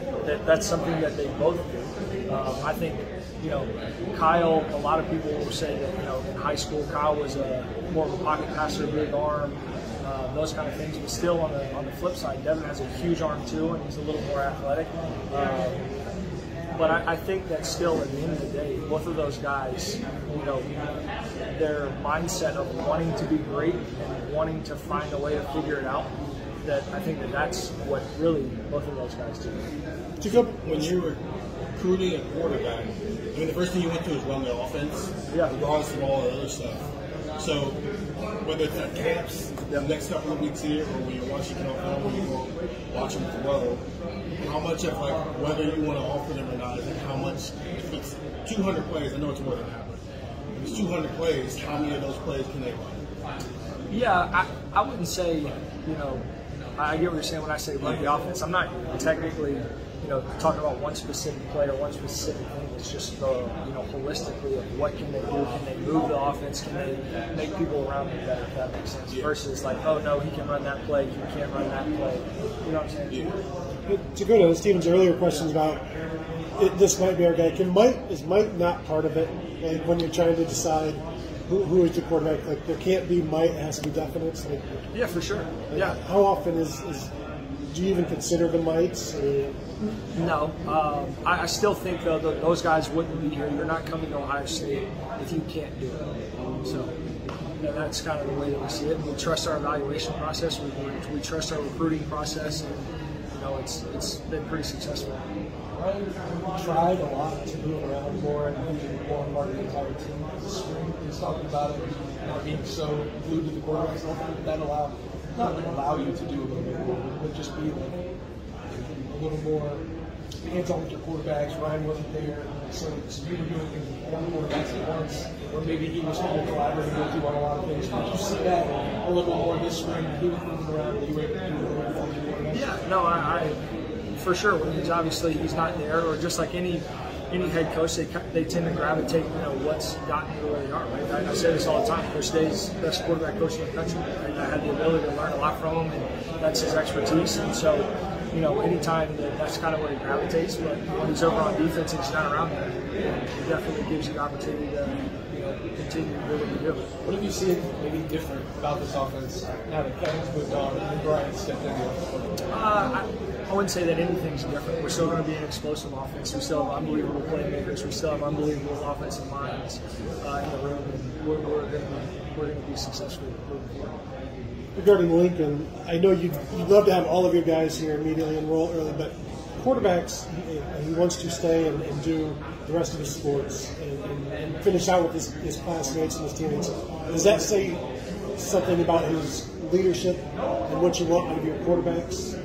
Yeah, I think one, his competitiveness, right? There's pros to coming early, there's cons to coming early. We sat down, we talked about all of that, and you know what? He was competitive. He wanted to win a state championship in basketball. He wanted to win one in football. He was fortunate, in baseball. He was fortunate enough to do that, and he just felt like at the time there wasn't an opportunity for him to leave early, and he kind of made that decision that he was going to stay, and so we were behind him. Because that is one of the traits that you guys want out of your quarterback. So is that when you check in the yes box? Like, it's okay? Yeah, right. He's good. Appreciate you. Thank you. What's your point of emphasis right now? What are you stressing in your position? I think this is just a good time to develop everybody. Everybody knows we have one of the best tight ends in the country coming back, right? So now it's time to find, okay, who else can contribute at a championship level, right? That's a standard around here. So who's been standing out in that regard? We just got back off the road. I haven't even really had a chance to work out with my guys yet. This morning was the first time kind of being back around them, so I can't kind of tell you it.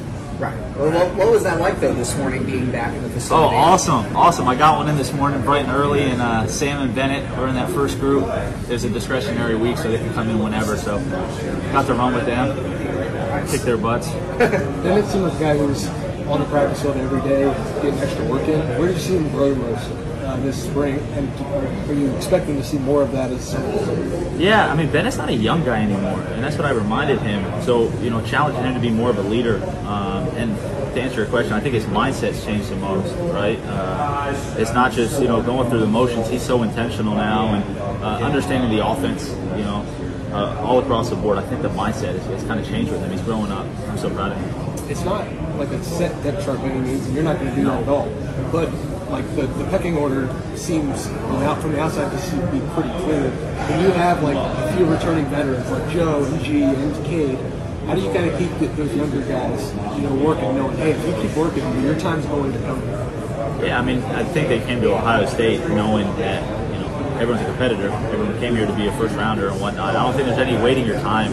I don't ever want to coach someone who's patient, right? So I hope they're all hungry to get on the field right now.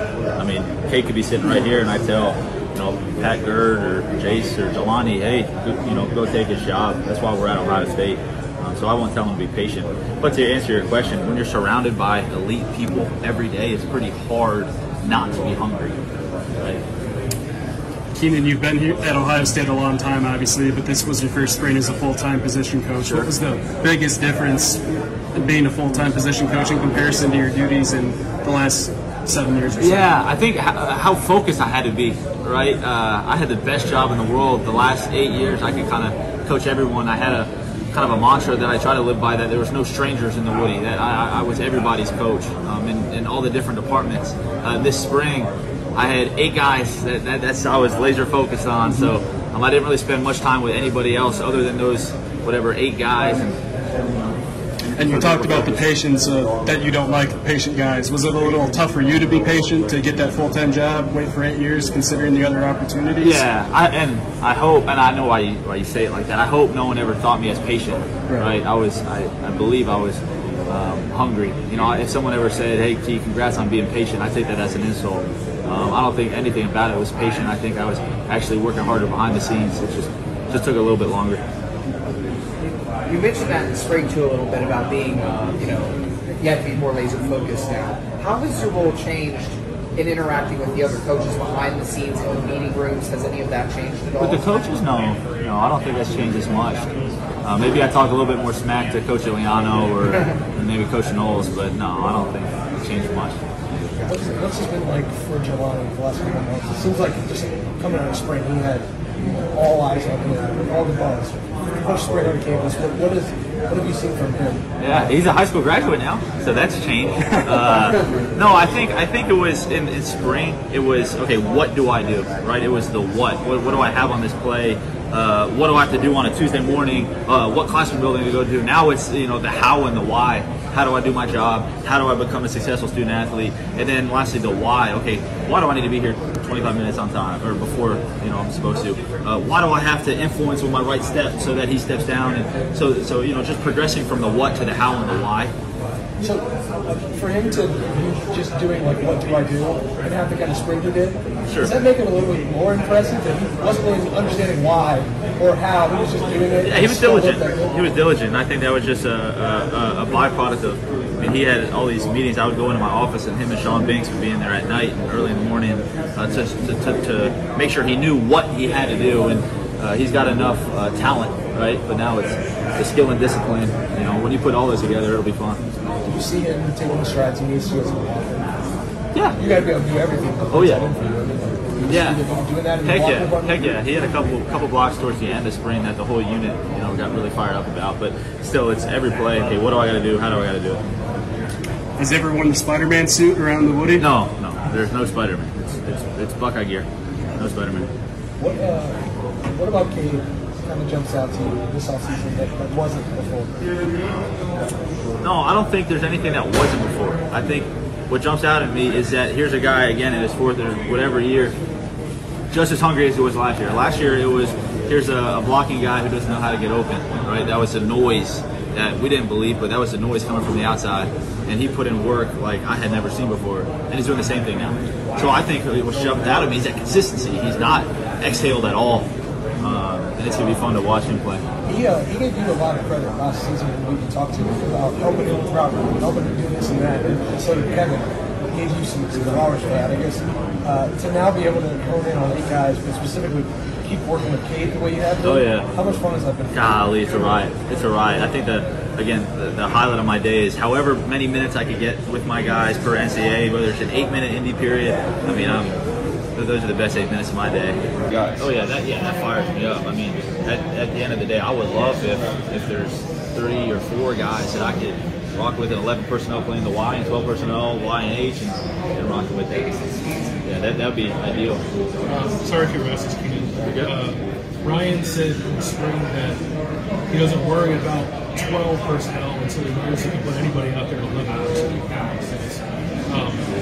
Outside of Cade, how comfortable do you feel with the other guys in the room that they go out there and be the only thing? Yeah, I'm comfortable right now saying that we have several guys in our room that can play 11 personnel wide, and I would not bat an eye.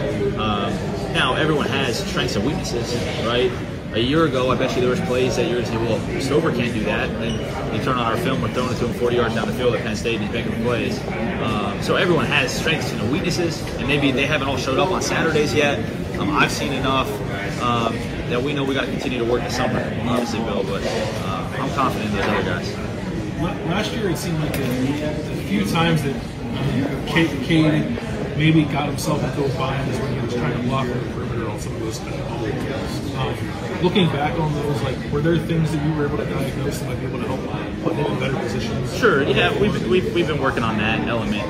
I know right off the top of my head that there was just a couple of those perimeter ones, a couple at Penn State, a couple up north, that they gave us some looks that I'm not making excuses for the kid. He got a minus on the play. We got to help him. As coaches, he's got to help himself with the technique, but definitely we've emphasized that. Otherwise, in terms of his inline blocking and stuff, just how much progress did you see him make, I guess, throughout all of last year, he's Yeah, no, I think he's blocking really well right now. I don't know if I can answer, from week 1 to, because last year I wasn't really focused on that as much. And when I got the job, I just figured you went back and watched all the snaps. I think I've watched all the snaps probably 3 or 4 times, but I don't necessarily watch them chronologically. But no, I think he's blocking at a really high level. I know Jelani turned a lot of heads when he came in here, but what about Sam Hart and Bennett Christian? What have they done to improve in that room? Yeah, both those guys, all the guys, Bennett and Sam, I was just saying, those are the 2 that I got to work out with this morning. So they were the first 2 in here, so they turned my head.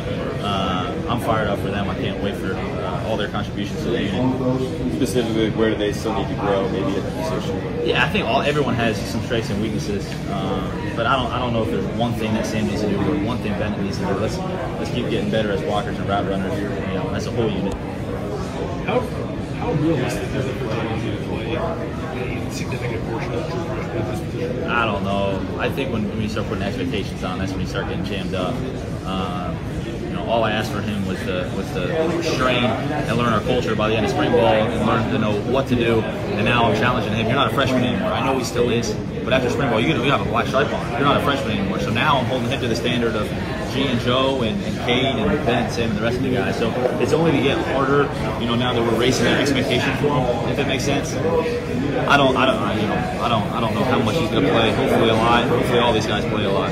I guess maybe I'm asking you about your philosophy. Does a player have to be able to do everything before you let them do anything, or can you accentuate kind of what they are able to do now while the other stuff comes Well, the only time you get yourself in a pickle is if I put someone out there who can only do this certain column. Then all of a sudden, Coach Hart and Coach Day's call sheet just gets strong, and now all of a sudden I'm hurting my offense because now it's Ohio State playing with one arm behind their back.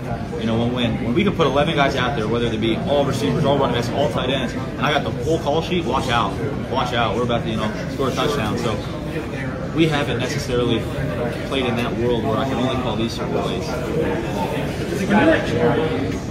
Maybe you're talking about getting Cade off for series, you guys are winning, things like that. Is that the opportunity? Okay, maybe it does shrink things down, but it's also an opportunity for him to get on the field. Yeah, we've got a lot of guys in the room. So if there's an opportunity that we're up big, the next best guy is rolling in. I'm not looking to get a rep count or anything like that. Is it kind of unique in your room? I think there's probably a higher percentage of walk-ons than in any other room in terms of just how many guys you're coaching. Is that right? I would think so. It's maybe there's only a small percentage in every other room, and you've got 4 or 5. Oh yeah, no, I haven't even thought about it. If so, great. I tell people all the time I like the walk-ons better than the scholarship guys. I swear I do. Just because they, that's the backbone of your culture. You want to have a bad practice, have bad walk-ons, right? Some of my favorite players I've ever coached, Mitch Rossi, Sam Wiglis, and Kate Kaczynski, and all those guys. They're not scholarship guys. They're all Buckeyes. They don't have special stickers on their helmets that, How did Zach Herbstreit bring for you? Herb's been awesome. He kind of fought a little injury there in the off season, so I haven't had the ability to coach him so much yet as far as on the field goes. But I've known Zach as a player and as a man. I love Zach. Tell him alone what he's going to bring. I'm hoping to bring some depth to us. I liked him in high school. We saw him in high school. We recruited him out of high school. We thought we had a shot at him. We want to play baseball and do both. But I think it's going to bring depth to us. I like where he's at right now. His weight is down. He lost a lot of weight to baseball. So he's right around 300. It looks good. So we'll see when we get him past. That goes from there. But I'm happy. When you revisited him, and you looked at where he is now compared to where you would have projected him 2-3 years ago, is he where you thought he would be? Is he a different player than you thought? I think, in other words, because he played baseball, so you never had his fully in football. I think this is the first time that he's just going to play football and concentrate on football. And so I think we'll see a different athlete. You know what I mean? I think he didn't do spring ball his first year there. He played baseball, so that had a lot to his development where he's at right now. But certainly he's got a great upside to where he's going to go. He looked like he was playing a lot of I guess a 3-4, like more of a defensive end position than a tackle position in Ole Miss. Is he going to be a 3-tech for you? And then if so, what do you think that might open up for him? Yeah, their scheme is a little different. They play a little 4-eye, 5 technique with him. He went through 3 different schemes while he was there, so he got a lot of everything. And so I think for us, I'd like to see if he can play 3 technique. He has some ability to rush the passer. So I think that's what we'll start with right now, too. We'll play 3 technique and go from there. When you spoke to him before y'all agreed, whatever, what did he have to tell you, or what had to come out of his mouth for you to be convinced Well, You know what I convinced, mean? first of all, you want to make a change. You know, Yeah. I mean, that's the biggest thing. Do you really want to make a change, and why are you making a change? And we had some really good conversation with him and his mom, and Dad was very involved in the whole process. And then we got him on campus, and I had 2 or 3 or 4 hours to spend with him. Just kind of fun. It was what he was as a person, not about football. You know, I mean, you can look at him and figure ways in football, what he can do, and what he brings, does it fit our culture? All those things are important to me. And at the end of the day, when we finished, you know, I kind of like what he said, the way he wants to do, and it's a new start for him. He said it himself, it's a fresh start. Yeah. And now I'm getting away from baseball and really concentrate on football. Yeah, it's kind of like you said to me. It's like you have a chance to just do something over again. Hey, Oh, no doubt. take advantage of it, right? No doubt. I think that's always good. Always good. Yeah. Now that Jason and Caden are here, what do they bring to the room? What do you like about them? They're not here yet. They'll come in on Sunday, actually. They'll come in on Sunday. Jason Moore is here. I like Jason. I think Jason's got a good chance. He's a real quiet storm, I call him. Don't talk very much, but work hard, looks good. And he's up to 295 now, and so he's in a good space right now. So continue to watch him develop this week. Now that you've had more than a month to reflect and maybe watch all the tape and all that stuff, where do you think your line is right now? I think we're not there where I want them to be right now. I think we're getting close. I thought we had some good moments in spring football. I thought our guys played hard. That's what you want us to do, play hard. I thought technique were much better on videotape than I've seen. And now I just want to get the group to come together and play for each other. JT is probably the headliner. I know there's a headline, but JT is a good football player. But I think there's other guys that can step up and do some things for us. The game he had against Penn State is nobody's gonna have those kind of games very often, right? Yeah. But how consistent can he dominate a game? Yeah, that's the key. I mean, that's one of those games in a lifetime, like a Michael Jordan moment, right? You just kind of have that moment. You can't figure out why it happens. It just keep happening for him, right? And so we can just kind of put that together, just continue to work on the small things I said before. Who knows what he can do. When you looked at the interior of the defensive line, why was it that you guys wanted to go at a transfer? I know you had at least one other guy come visit. It seems on paper you've got 3 or 4 guys there. Why add another body? Well, you always want to protect because of injury, right? You always want to make sure you got enough depth going through the season. That we felt that we might want to kind of take a look at a guy that we might need down the stretch in case something happens. The interior guys are the guys that really get banged a lot, and so just having a little bit, rather than put a true freshman there right off the bat, to have an experienced guy can do it. Who knows? A few freshmen may win the job. I don't know that yet, but it was a chance for us to grab some depth out of the Porter, and we felt like it was someone we knew. It was the first thing. He wasn't strangers to him. We knew he could fit our culture. That was the key, because you want to make sure you put the right guy in the room, and we felt like he met all those criteria, and it was a good chance to get him. It was a good gift for us. Yeah. Now that Jack Sawyer has his hand back in the dirt full time, was that development in the spring what you expected it to be, and where does he still need to grow? Yeah, I think it changed. You saw a different kid. Jack, he wasn't thinking as much. He played more freely. I think he's continuing to build his skill set going forward. I think we'll see a really good person in the field as well. I think this is the best thing's happened. What specifically do you think he needs to still grow in that department? Well, you can never stop being better, right? So his hand placement, his pass rush skills, all those things still play a part. You never finish growing, so you get a chance to just do it more now because he's doing one position, opposed to trying to play 2 positions. Makes sense. I know you put a big emphasis on building depth at defensive end behind Jack and JT. So guys like Caden Curry and Kenyatta Jackson seem to have good springs. What did you make in evaluating those guys that could bolster the depth there? Yeah, we're counting on those guys. Mitchell Melton was be a guy who's going to be back with us, and Amari. Abar is going to be in a position to also help us out. So I'm looking forward to that battle between those guys that's going to happen. So I think that's a good position to be in for the young guys. What came wrong? Did the light bulb come on with Kenyatta Jackson this spring, et cetera? I mean, what did you see just kind of, because he's just sort of, he's been around, but did he just blossom? How would you describe it? Yeah, I think he was a real good player in high school. Yeah. Don't get me wrong. But I think that what he brought to the table coming in, he was really serious. He was committed to getting better, and he goes on the field, and he just competed. And I like the way he competed. And then when you compete every day, and play hard every day, you got a chance to get better. And I think he did some really good things. What does he really bring to the table? And number 2, what does a guy like that still have to work on, like coming out of the spring? Well, he's a young kid, so you got to get stronger. He's got to get bigger. He's got great skill sets for pass rush, play to run. So I think he's just developing now. Now he's got to play.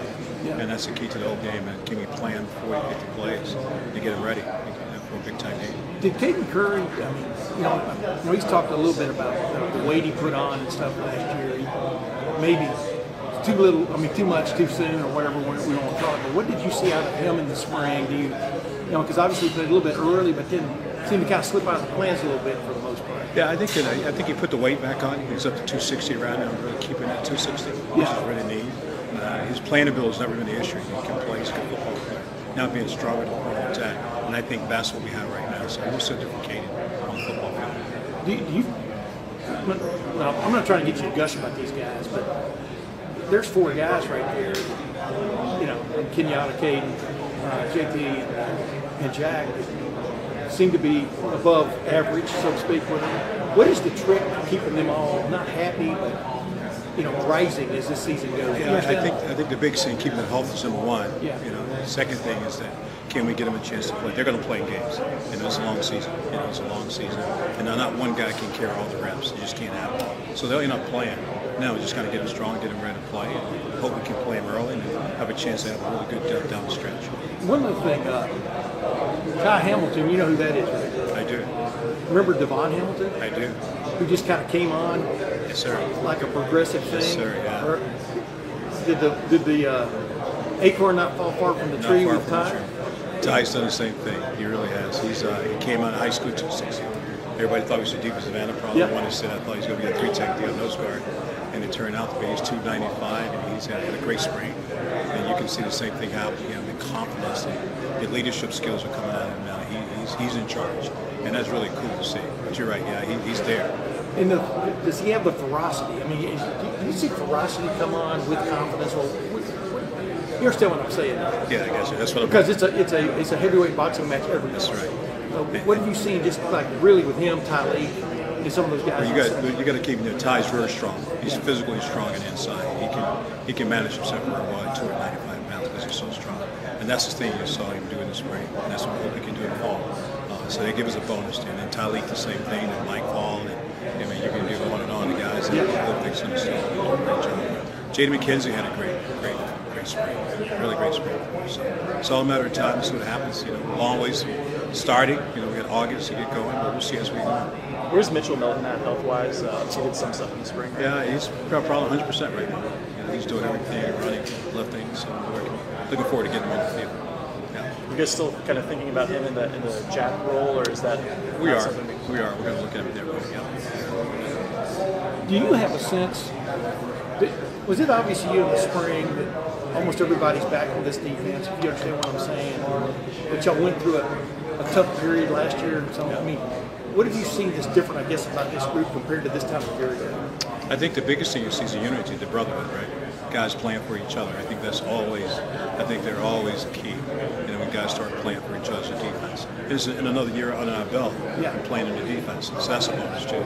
So then the guys got a familiarity with the defense is, what it's all about, what Coach Knowles wanted to do. So now just kind of playing together. I think that's the interesting part. Thanks, man. Larry, what's the vision for Keenan McDonald in terms of positionally and how he can help you guys? I see him as a nose guard. Coming in our system, see him as one technical nose guard because his quickness. That's where we see him at now. We'll just kind of see how he develops from the next 8 weeks, getting ready to go into camp because he wasn't here early in spring football. So now it's just a matter of his development going from there. But I see him as a nose guard. He is, from a physical profile, a little different than some of the guys you've had in here. Just a little bigger. A lot of 300+ pound guys come in. Like, are you comfortable where he's at? How much work will he have to do once he gets? I'm concerned he doesn't get too heavy. You know, 340 be real heavy.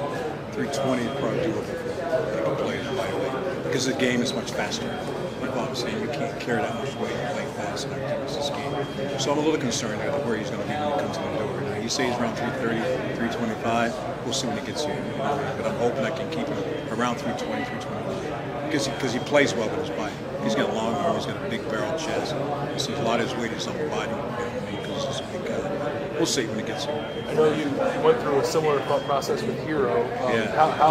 How did he come out of the spring versus? God, I tell you, you saw him really get better as a player as we went on to the spring. Every day, you saw him do things better, start picking things up.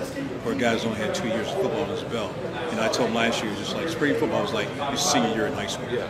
You know what I mean? So now we should see the great development. His body weight is down, his body fat is down, he's moving much better. So who knows, man? It's going to be an interesting fall. Can he play either spot for you? Or he can. He can play nose or 3-2. Okay. What does he have to do? I'm assuming you're pretty happy with Tyleek, and Mike. if you're looking for more guys to step up, like how close is Hero to being someone who can? I think he's going to be in the battle. He's going to be in the battle with those guys. We thought him to just use that nose guards, the 3 technique. We'll see what happens, but I think he's going to be in the shot. He has a shot to play for us. When you're looking at a defensive end versus a 3 tech versus a nose, how difficult and how different is the adjustment from college, from high school to college, physically, mentally, speed of the game, whatever? How different are maybe the timetables in terms of guys being able to make that adjustment from high school to college, outside versus inside? Yeah, inside guys it's more physical because you're getting double teamed all the time. So you need to make sure guys physically ready to handle that coming in the door. Defensive end's got a little more space to work with, so those guys got to be more technique savvy if they can be, coming into a position where they're not enclosed a lot. So there's 2 different positions where we start recruiting these guys. So you want to end who can run, can rush the passer, but also end who can play on top of 6 technique, a tight end. And the inside guy, I think, is a tough position to play because you get double pounded around all the time. So it's more of a physical thing than anything else.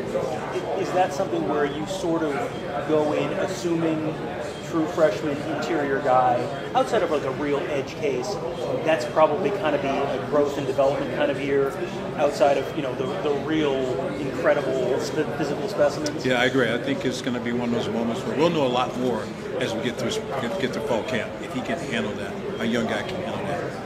My business for a long time. Sometimes a guy can handle it. Some guys need time to make you used to playing in that space because it's tight, and you're not used to doing it in high school. You can jump around blocks, and you can't do it in our scheme. So it's got to be really fundamental this time. So really, it's just a growth thing. That's what happens. Yeah. Good question. What can guys do over the summer to get better? What's going on right now for guys? You're looking at it right across here, down in that room right there, man. Get stronger, get physical. That's all. Everything Coach Mick doing and staff are doing, that's what they need to be doing. And then we'll start some OTA stuff, some positional meetings, some positional drills, just to work on your fundamental skill set. But that room right there is the most important thing that's going on right now. How much can you be involved with them right now? A lot. I'm allowed to work with them different days. We'll have a meeting with them. And so his calendar's a little different than it was before. Are you able to do much stuff on the field? Yeah, back drills, all those kind of things you can do. Fundamental drills you certainly can do. Yeah. Larry, how much has Hero come to where you want him to be in the last year? I mean, I know as a recruit, you've got a lot of play there to work with, right? But how has he grown from last summer to now? Yeah, I told you, I'd say earlier, he's grown a lot. He really has. He's starting to understand the game. He was already smart, so dribble kind of got really smart, but just playing the game, really understanding how to play the game. And I think that's something he's doing a better job, is understanding how to play the game, using his hands more like he's so strong. I mean, he can move anybody in the line of scrimmage, just how to use that power. And I think in the spring you saw him do that. There were some moments where you go, there it is. Everybody in the room says it, there it is. That's what we're looking at. So now can he do it on a consistent basis? Now that he has this toolbox in his hand. How important is just his personality? It's infectious. I mean, he affects everybody. Everywhere he goes, he affects everybody, just because who he is, From the academics to the cafeteria workers to people on the street. He's just kind of person. He's such a giving guy, you know what I mean? And like sometimes, man, you'd be so nice, but that's who he is. Now we got to change that. Have you been able to get him to flip that switch? Just a little bit. Yeah, you're going to have to switch just a little bit. And I think because, sometimes he'll knock a guy down, and I think it's good to help pick him up. That's the opponent now. We got to get over that a little bit. But this is kind of who he is. It's kind of who he is. But it's all there now. It's all there. Ryan in the spring talked a lot about consistency with the defensive line, in the sense of you don't want to do it just one down, you need to be doing it all 4 quarters. We saw a lot of growth out of guys like Kenyatta and Caden. How did you see that consistency? I thought we did a better job this spring. I think our focus was different what we wanted to work on going into spring. We had some goals that we wanted to really work on, and our drills indicated what we wanted to work on. And then you saw the guys take the drills from fundamentals, put it in a live situation, and that was kind of good to see. I thought they did a good job of that. I thought they played together really well. I thought the kids had a lot of energy. Every practice, they were cheering the young guys on. I think that's how you build a unit, and I kind of like that. So I think we're in a good space. Now we just got to stay healthy and move ourselves forward. How do you drill consistency? Is that just something you just are talking about all the time with them? Yeah, it is. It's about talking about it and doing it over and over again, right? And I think that's the biggest thing. When your mindset gets to the point, in our system is that when you do the same drills over and over again, it's muscle memory. You do it a lot, you become really good at what you do. And I think that's what you're starting to see now because we have changed a lot. what we add and change and make it look different, but we're doing the same stuff, just different skills. You know what I mean? This and that allow us to really progress our guys. You feel pretty good about the rotation you might have inside? Yeah, I do. I do feel good about it. You know, we just got to look at it and see how we're going to rotate those pieces, get some good players in there, but I do feel good about that. Is Mike somebody who's versatile, like in random packages and play outside? He has a skill set. He can play prop, play a flat technique. Yeah, he can get the player. He has a skill set. Yeah, no doubt about that. But we'll try to find the best player, best fit the defense, and put him in the right position. So I think that's the key. Yeah. We've seen before we go with the 4 defensive ends in the rushman package. Your defensive tackles, Tyleek and Mike. They both can rush the passer, right? It's kind of different. So it's kind of different. Yeah. Do you, as that 4 defensive ends, do you even need that? Use it, or we didn't use as much last year. You know, those 2 guys can rush the passer, so you know we may stay with that route going in. You know, if they're in long situations, might want to have better ground with field rush just in case. But yeah, I like that. I like what we have right now. How much 2 guys? How much more do you expect Mike to play this year? Staying healthy and play a lot more. Yeah, play healthy. To use it in some positions. 35, 45? Yeah, probably in that 45-50 range. Yeah. Is Mitchell Melton with you? Yeah, he is. How's he doing? Really well. He's 100% now. He's working out, running, and he might be the surprise. I'm really looking forward to it. Yeah, we've heard Jim Knowles really talk highly of him. How hungry is that guy? He's really hungry. Yeah, he can't wait. We held him out in the spring for a reason. He walked up in the spring ball. He said, "Thanks, Coach. He said, we need you to be healthy in August. I don't need to see what you do in the fall."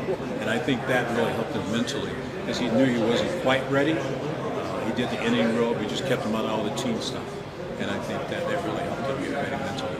What does he bring? Is he a unique skill set in any way? What's that? What does he bring? He's a great pass rusher. You know, you guys haven't seen him very much, but he can rush the passer. He's tough. He's fast. He can play relentless. All the good things you want to have a guy play. Mitchell has that. So. Is there some guys that do have a knack for finishing it, or the first step or the last step? That's right, man. Like that and some guys come here know how to play hard. Some guys got to teach them how to play hard. Because playing hard is a skill. It's not something that you acquire unless you know how to do it all the time, right?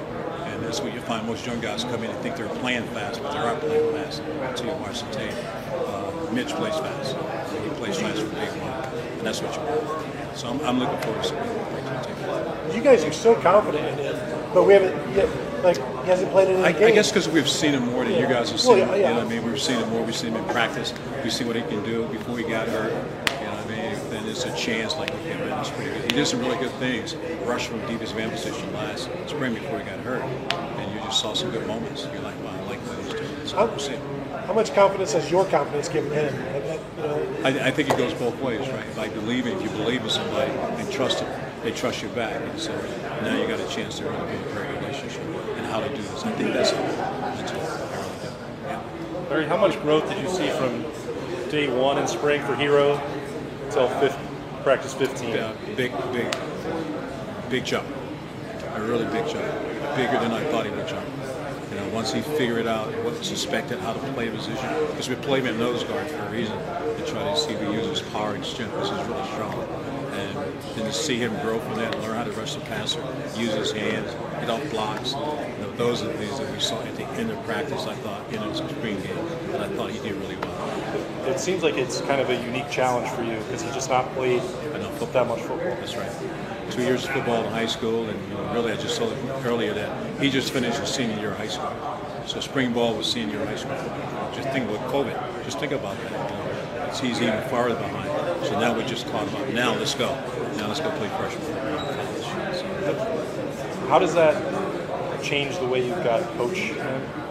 I don't change. I'm coaching different. You know what I mean? The biggest thing is building is keeping his confidence going. You know what I mean? You got to keep his confidence that he's doing the right thing and show it to why is he doing it. Meet with him one-on-one. So this is what I like. This is what we get better at. And he's like, he wants to feed me.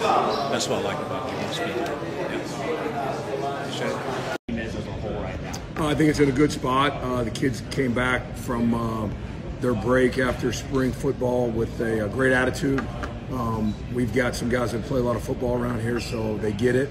And they're doing a great job of leadership, and then we're just starting to develop. Obviously, you know, we were here last year talking a lot about, you know, not beating Michigan. Yeah, come back team here. up north. You're in that same boat again. So kind of is there any different point of emphasis this year? I mean, to me, it's the same. You know, we all know we all know the goal around here, so the emphasis is still the same. That's part of it. So just got to keep grinding. There was a lot of, you know, talk last year about, you know, injuries and you guys dealt with. Is there anything you looked at this offseason in terms of things you need to do differently in terms of injury prevention? I think we do that every year. We analyze what we do, how we do it, why we do it. We have a lot of resources around here to help us, you know, come up with the best plan. You look at kind of how we practice, when we practice, what we eat, how we eat, when we get our sleep. It's a gamut of things that we look at. I think you do that every year, and last year was no different. Do you study, when you study that, do you feel like you guys find it's more based on luck, especially with a violent sport like football? When injuries happen, is it mostly based on luck or bad luck? I mean, I think you got to turn over in the jobs that we do. I think you got to turn over every stone from a sports performance standpoint, from athletic training to physical rehab to nutrition, strength conditioning, speed development. All that you have to look at. You have to look at equipment. I think that's just what you have to do every year, and kind of see how you do things and how you can do it better, and you do. I think a lot of people from the outside looking in thought there was an increase in soft tissue injuries and that sort of stuff. Is that made up? Is that correct? How do you view it? I mean, to me, it's no different than any other year. The problem was one of them was Jackson. Yeah. So it's in the spot. Yeah, and the way he got, I mean, I'm not supposed to talk about injuries, but the way he got hurt wasn't your typical. That's it. Because of the hit, the way that he was hit, like the low way he got and hit. high. Yeah, he got kind of hinged over. Yeah. I mean, originally I thought he hurt his head, which I Right. think everybody did in the stadium, but Yeah, it looked like targeting.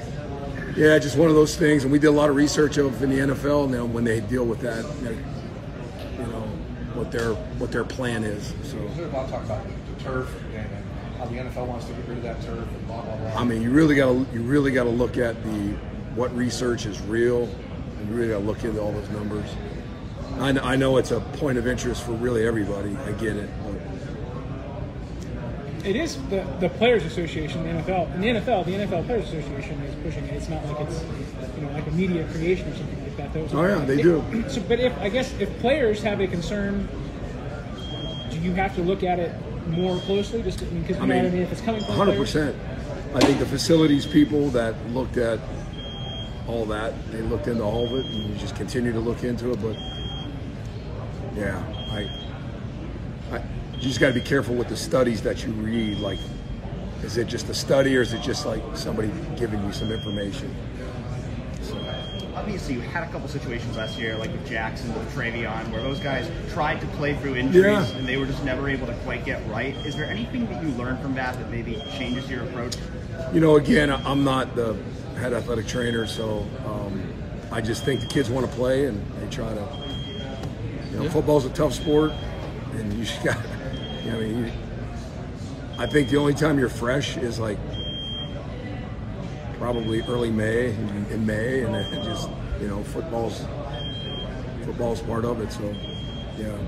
You mentioned that, you know, nutrition aspect. How important is that? You know, what Caleb does with the players in terms of getting their diets right. I mean, again, I think it has more to do than we put emphasis on it, but it has a lot to do with it. I mean, you are what you eat. I mean, that used to be a slogan back when I was in middle school. You are what you eat. And eating hard and eating healthy and eating clean, it's really hard for a 17, 18, 19-year-old. You know, we have a few meals up here a day, but they leave the facility. And so we really got to work on, you know, you can see all the information around here with the TVs and education. And, you know, we do the IDEXA scan, which measures body fat and bone density and lean muscle mass. And everything has to be based off of that, not just weight. When you're determining like what a player's weight should be, what's kind of a balance here? Like Caden Curry was talking this spring, like he gained 15 pounds and he felt he was slower. Like how do you kind of balance that? I mean, I think number one, it comes from the science that you get from the scans, what your body can hold, how much lean muscle mass your frame can hold. That's number one. Number two, what position do you play? It's hard to play defensive end at 195 pounds in the Big Ten. It just is. So, and then speed and athleticism and change of direction, all those go into it. And it's a conglomerate of people that advise the players what they should weigh, and then you take 30 years of data, however you say it, and you say, okay, this is, but it's all based on leanness. The fastest guys that we've ever had here, Denzel Ward was a 6.5% body fat in a DEXA scan. That's like ridiculous. Fastest guy we've had. Terry McLaurin was the second leanest guy. Fastest guy we had. So speed, leanness, muscle mass, obviously genetics play a part, the amount of force you produce, all that stuff goes into all those decisions. Caden's up to 260 according to Larry Johnson. I mean, does he look like a different guy? I mean, from a speed. It's funny you asked that because we just did some of our, I don't want to say testing, but we looked at some evaluation things and he ran pretty fast. He was the fastest D lineman that we had today. Yeah. So it's pretty good. Yeah. So it was almost like the weight came on, came off, and so the biggest problem with freshmen is they're insecure. They think they got to weigh a lot, and you don't have to. You have to be able to do your job. You have to stop the run. You have to be able to rush the passer. Like you have to be able to bend. And a lot of guys come in like scared to death. I got to get big. I got to get big. I got to get big. Easy. No, you don't. And the first thing we do is that scan, and it tells you so much about. And then obviously Kayla gets them on a diet plan, and you start training them for the position that they play and what they got to do. Job description. Yeah. Hey, Nick, it just amazes me though how in depth y'all get individually with each guy. How much? I'm not looking for a specific number. How much time does that take? I mean, how involved is that? It takes a lot. Again, because you have a specific program based on position. You have specific programs based on individual needs and qualities that they either are weak at or strong at, enhancing the strengths, working on qualities.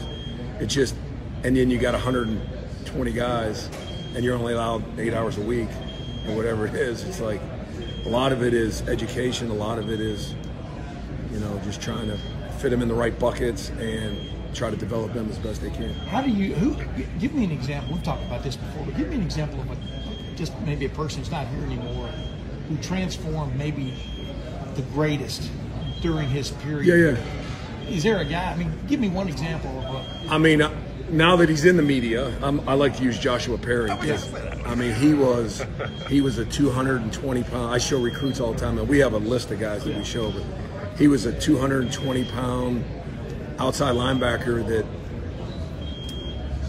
how many years later, 3 or 4 years later, he's 250 pounds, faster, more explosive, stronger. His body, it looked completely different. Now, I was going to say something, but he'll hear it. So he's continuing to keep doing that because he's big as hell right now. Yeah. So was he skinny fat when he showed up? No, he was just skinny. Jeff Ulick always said. Yeah, skinny fat. No, he was just skinny and needed to develop. He's one. I love to use Terry McLaurin, who was whatever and leaves here at 205 and second fastest guy we've ever had here. Yeah.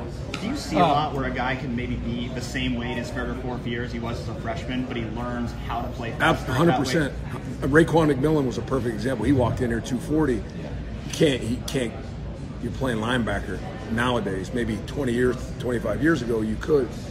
He had to maintain his weight. His body changed from whatever percent of fat that he had, and lean muscle mass went up, and that takes a lot of work because that's the hardest thing, is your diet and changing your body. But like when the Taiwan Malone shows up,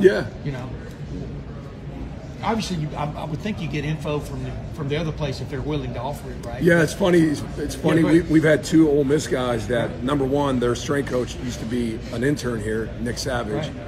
And then we just hired A.T. Turner from Ole Miss, so he knows him and Davis and Nick Benosa. Yeah, so it was good to get some info on him right away. And you kind of knew the background of their fitness levels and their training background, and you kind of just grow from there. So what did you have to change with them, though? I mean, just in a like a nutshell. I mean, just he's just got here maybe 2 weeks ago, so he's more in a just evaluation. Yeah, we consider those transitional athletes just to make sure their level of progression is different than, say Donovan Jackson, who's been here, for 3 years now, where Davidson got here in January and he needed to gain weight because he was skinny and maintain that speed and work on flexibility and, all those things. Yeah.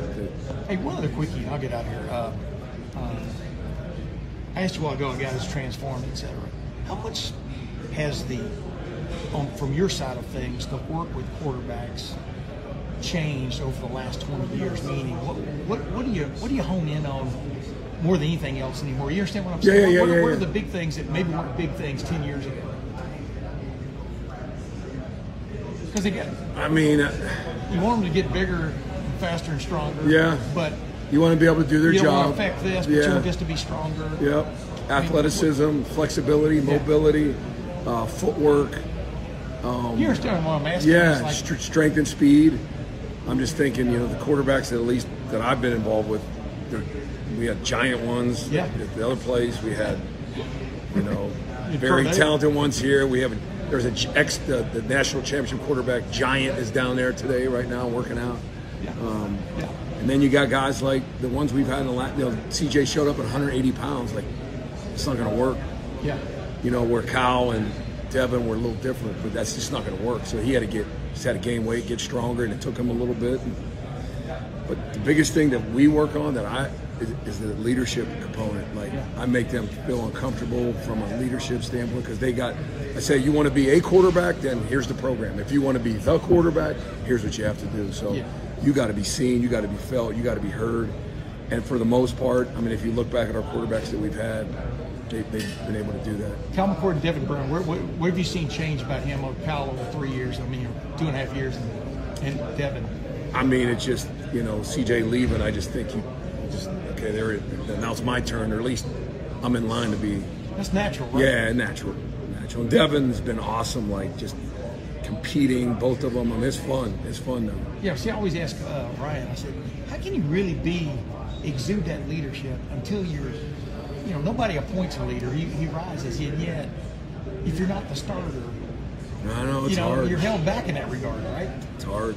Especially now you're not playing football. Like, you're training, you're working out, you're doing drills, you're doing 7-on-7, you're running routes, we don't do 7-on-7, but you're running routes, you're getting with your wideouts. Around here you got to keep up with the wideouts because that's a whole nother level for the quarterbacks. But I just think that gives them opportunity to lead. The young wideouts, Brandon Ish just got here. That's another guy to lead. So I love the development of quarterback. You brought up the position. Marvin Harrison Jr., by every account, and even when we get to watch a little and we're around, is that the kind of guy you got to almost tell, hey, enough's enough? Explain how you handle that. Absolutely. Well, I'll tell you a quick story. When he first got here, it was Emeka, Kyle, and Marvin, and they were freshmen. And we didn't even start working out yet. It was like January 5th or something. Yeah. And they're out here at 5:15 in the morning running routes, like not throwing and catching and, jacking around. They're running routes. And I'm just like, hey guys, this is a long winter. Take it easy. Let's get a progression. But just that 1-2 and that desire, man. And nowadays, you have to. When I talk to senior, it's not about it's about Marvin has to make sure that Marvin doesn't overdo, overtrain or. So Monarch's been good. What is it like to work with a guy like that who wants to make? I tell you, he better got today than he was yesterday. I got another quick story. So, we do a lot of competition things here. It's like winner loser, and we had the fast guys going against the fast guys. And Marvin slipped. He didn't win. He lost. He got lost. Somebody else, whatever. On the sheets, and we rank everything on the sheets. Lost. Marvin wants to be the top dog. Like speed group 1 is all the 10 fastest guys on the team. Speed group 2, and if you win the most, you move up a group. So if you win the most in group 2, you move up to group 1. If you lose the most in group 1, you move down to group 2. And if you win the most in group 1, you're the top dog. Like we made a huge big deal about it. Well, the one day he slipped, and I think Denzel Burke was the top dog. So I get a call from Keenan Bailey, and he's at the facility doing work, and Marvin's here catching balls or whatever, and he sees the sheet. And they call up, Keenan calls me up, he's like, hey, Coach Mick, we got a problem. I'm like, what? He's like, Marvin's mad. I go, about what? He's like, he's not the top dog, he's number 2. I'm like, what are you talking about, speed groups? Yeah. I said he slipped, and then he stopped. You lose. He's like, he's mad, man. He says he's not even coming to workouts tomorrow. And I started laughing, and I got him on speaker. And then he's talking more about, he's just, I don't know, man. I've never seen Marv like this. It's competitive. Yeah. My wife hears it. So my wife's picking. I'm like, he lost. He slipped. No, win or loser, man. So my wife hears it too, and she's like, well, you probably could have started him back, and maybe it wasn't Marvin's fault. She's taking his side. So now I'm mad at Marvin because he's mad. I'm mad at Keenan for calling me, and I'm mad at my wife for taking Marvin's side. I don't sleep at all. I just want to get to the facility. And to get to the facility, here comes Marvin. He's gonna show up, and I come here. I go, why are you mad? He's like, it's BS. Top dog, I won. I said, Marv, you slipped, and then you stopped. He's like, in a game, right away. In a game, if you false start, just get another play. It's first 15. I'm like, not in this drill, So anyway, the whole week I was like, I didn't sleep last night because of you. You and my wife. I've had enough. That's the kind of kid he is. Yeah. And that's what you want. Like, just so competitive. Hey, when was Parker? I know you had a kicker competition going on in the spring. Just as you kind of go into the summer, where do you feel like you're at with that? I feel like we're in a good place. We had 3 guys getting a lot of reps in the spring. You guys saw Jake's no longer here, so we really got 2 guys that both had great springs. Jaden and Parker. Jaden kicked off for us last year. You guys have seen Parker's got experience other places. We're excited about the fall. A lot of talent. Now it's time to figure out what happens down the line. What are the biggest things you're looking for in terms of determining who that kicker will be this year? It's a consistency thing. You really want to have a guy, you want to have a guy that you know what you're going to get. That's really what it comes down to. He's got to make kicks, got to be dependable. So, is there any preference toward having one guy handling field goals and kickoffs, or is it just whoever's better in each area? I think it depends on the guys. Some people really want to do both. Some people want to do one. I think there's an ability for guys earning kicks on both. You can earn some kickoffs, earn some field goals based on kind of how you're practicing. We kick off a lot here traditionally. We score a lot of points. You kick off a lot. So a lot of times, down the stretch, you don't want your leg to have too many kicks, and then sometimes there's that balance of kicking off helps you. So it kind of depends on the guys and who's better at what. What did you think of John Fleming? John had a good, how did that come about? We had a good spring. We had an interesting dynamic last year with our starting long snapper getting hurt. You never want injuries. You plan for them. Mason stepped in, did a really nice job. And then, we went out and wanted to have competition. And so John had great film as a freshman. I know some people that knew him, out of Arizona State, and he wanted to come compete against the best, and he did. And I thought he had a really nice spring, really good spring. So, is there competition there still than what you're talking about, or is that just trying to think what should be involved? Well, Max Monaco, he was the backup in the spring, and he had a really good spring as well. But John's got a lot of starting experience, and I'm excited about that room, that position. And we'll see where it goes. But right now, John had a really nice spring. Max did too, but that was kind of where it went. Losing Caleb Brown, where are you at now with the kick return situation? Yeah, we had a bunch of guys that have done it around here. Mecca obviously 2 years ago was really good. Xavier Johnson into the season for us last year, had a really nice little stretch there. We've got a bunch of names of guys that can do it. We feel really good about it. There's always that balance of how do you make sure you have the right guy to do all your different jobs. You probably don't even, you go back to the beginning of, 21, Travion was back there to start. And then he started getting a bunch more carries, and our running back room has a bunch of different players. And so we'll see, kind of how the fall, the summer and the fall develop, but we feel good about our depth. The question is who's going to be that guy, and I'm not quite sure where yet. How do you feel about just the de-emphasization of the return game and the specialization of the punting, the 25-yard fair catch? How do you feel about all of that? You know, I feel like player safety is really important, and that's, as you can see, that's one of the reasons that they're doing this. You know, I think the NFL just changed the rule to do kind of similar to what we do. There's some weird nuances to the way the rule is written that actually kind of gets screwy, where, you know, no one knows it's going to happen, so there's still a lot of contact before. Some teams choose to fair catch based on hang time and direction, and so you really can't prepare. You still got to run down and go be ready to tackle. So there's a little bit of it, I think, that if they really wanted to say, hey, give people the choice, there are a lot of nuances to it. I think it should be an advantage for us. The fair catch kind of, you know, lets people off the hook, lets us off the hook sometimes in spots where, you know, certain teams might have onside kicks, and then you can say, hey, we just want to fair catch it on the back end if they kick it deep and not have to, you know, have a return, so our guys can really be focused in on the ball. It creates a weird wrinkle that you got to adjust and adapt and play within the rules.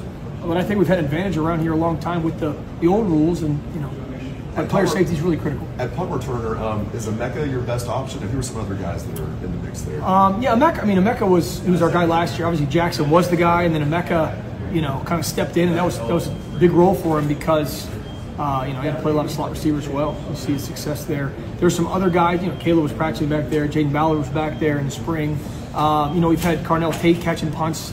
You know, obviously there's a lot of internet went crazy with when Marvin was catching punts during spring practice. But the truth is, you know, getting the ball back is number one, and then deciding what happens next is kind of game flow situation. So we want to have a bunch of guys ready to do that. It's not an easy job, but if you practice it enough, you can get good at it, especially with those ball skills that those guys have. So I feel similar to the kick return situation and the punt return. Different guys, but we have good depth. It just depends on who does it. Yeah, you're good.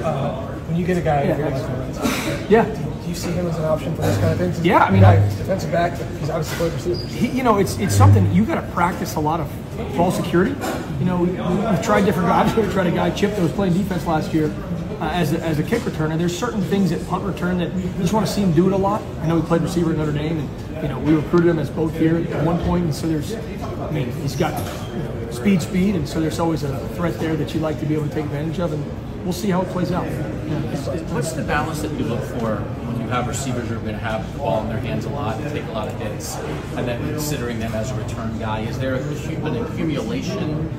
Yeah, absolutely. Okay, we haven't talked to you since then. We definitely grew tremendously. You know, it's cool to kind of come into the system for the second year and be able to actually them have an even better grasp, understand different nuances within the scheme, just play even faster, and understand that you know, there's still work to be done, but was pleased to this point.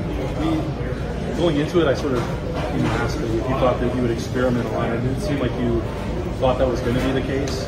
And then we saw what felt like a lot of consistency, at least when we were in there, from practice 1 through 15 with that top group. Did you really anticipated it being that way from start to finish? Well, to get a true evaluation, you got to let guys get comfortable in certain situations in order to know what you want to do moving forward in the future. You know, you want to definitely play fast. You know, you definitely want to play confident and see what guys can do, what type of playmaking ability they do have. So it remains to be seen. Being there with Jihad and missing last week, that's probably not a big deal considering how many practices he still has left in August. Was that a big deal in your mind at all that he missed that time? Yes, very unfortunate. You know, anytime, even though he's played a lot of football, coming from where he came from, still, you know, we do things a little different. You know, the teaching, the progression, and just getting a true evaluation of who Jihad is for myself, you know, with him each and every day. So I hate that it happened. It's unfortunate, and he's back to 100%. He's doing everything that we asked him to do to this point. There's a guy being good enough to where you put him on the field and you trust him to just do a job, and there's turning a guy into a weapon that you maybe use, maybe be a little bit more of a disruptive force. We saw it a lot with Tommy. What about Lathan do you feel like makes him suitable to do something like that? You said it best. It starts with trust. It starts with consistency. It starts with putting good days on top of good days. Lathan had a really, really good spring. He's even a better leader today than he was last year. Obviously, being around him for a full year now, he's fully healthy. You know, credit to the young man. He's tough. You know, he came back from a catastrophic injury, and he was back playing come August. And so he's done a tremendous job. You know, and players play, coaches coach, and if you're a playmaker, we're going to find ways to put you in position to help this football team win.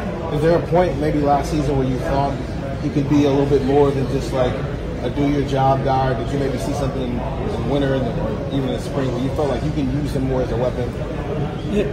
Lathan's always had that innate ability even when I first got here. It's just a matter of maturation, you know, playing within the scheme. Every coach is different. The teaching style is different.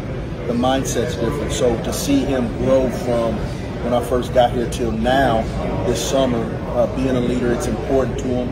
And it's never been an issue with Lathan as far as work ethic and desire and want to. It's just some things, you know, take a little longer than others, and it's about the process, and Lathan respects that. Perry, you mentioned how unfortunate it is you lost your high that last week. What did you learn about him before he got hurt that you feel like fit? He's a good football player. He's easy, he's coachable. He wants to learn. I mean, he's a worker. You know, he's what we thought when we went out and wanted to bring in a transfer safety. So I've been pleased at this point. Obviously, like I said, you know, the only way you truly get better is to play the game. You know, and so it was unfortunate that he got hurt, but like I said, he's back 100%. He's in drills, he's in workouts, and I'm excited to see his growth this summer. Sonny's a guy who, I don't know whether he starts or you've got a lot of guys back there, but what role do you think he needs to have? Because he does seem to be an impactful potential player. We're gonna find ways to get everybody on the field that's going to help us win championships, and Sonny's part of that matrix. You know, I think everybody's down there. He's 18 years old. You know, obviously reclassified, but Sonny has worked. I mean, he's played on the biggest of stages to his young career and did well. So we're going to find ways to get guys on the field, guys that are playmakers, guys that have earned it each and every day, whether it be the spring, summer, and going into the fall. You know, I don't know. I haven't been around Lorenzo enough, you know, because we've been on the road recruiting. But what I do know when he first stepped foot on campus, to this point, I've been excited about what I see, you know. And I think with Sonny, whether his brother was here or not, he's intrinsically motivated to be the very best version of himself. Coach, with Lathan last spring and last summer, you talked about him as a player that was putting in a lot of unseen work that you guys were recognizing, but stuff that we don't see, stuff that the fans don't see. Has Lathan continued to step into that role as a leader and bring other people with him? Have there been players that have, you know, been unprompted to do work like that this offseason that you've seen? So we do have a saying, you know, unrequired work, unseen hours, unrequired work, and he's done that. And yes, he's brought guys along with him. I think the whole group is starting to understand that it's not rocket science, but it's about what you put into this game outside of what's required of you. And so he's definitely carried that mantra into the spring, this summer, and it's exciting to see his leadership grow like that. A lot of people are excited about Kai Stokes and his development. Of course, he had a really good spring game last year. And stepping into a role now where he's still young, still, as you mentioned with Sonny, he's 18 years old. Kai's younger. What role do you see for him coming up this season? I think, you know, with everybody, there's no specific, you know, role that I know going into this summer or this August that, hey, this is what you're going to be. This I do know, that you got to come to work every day.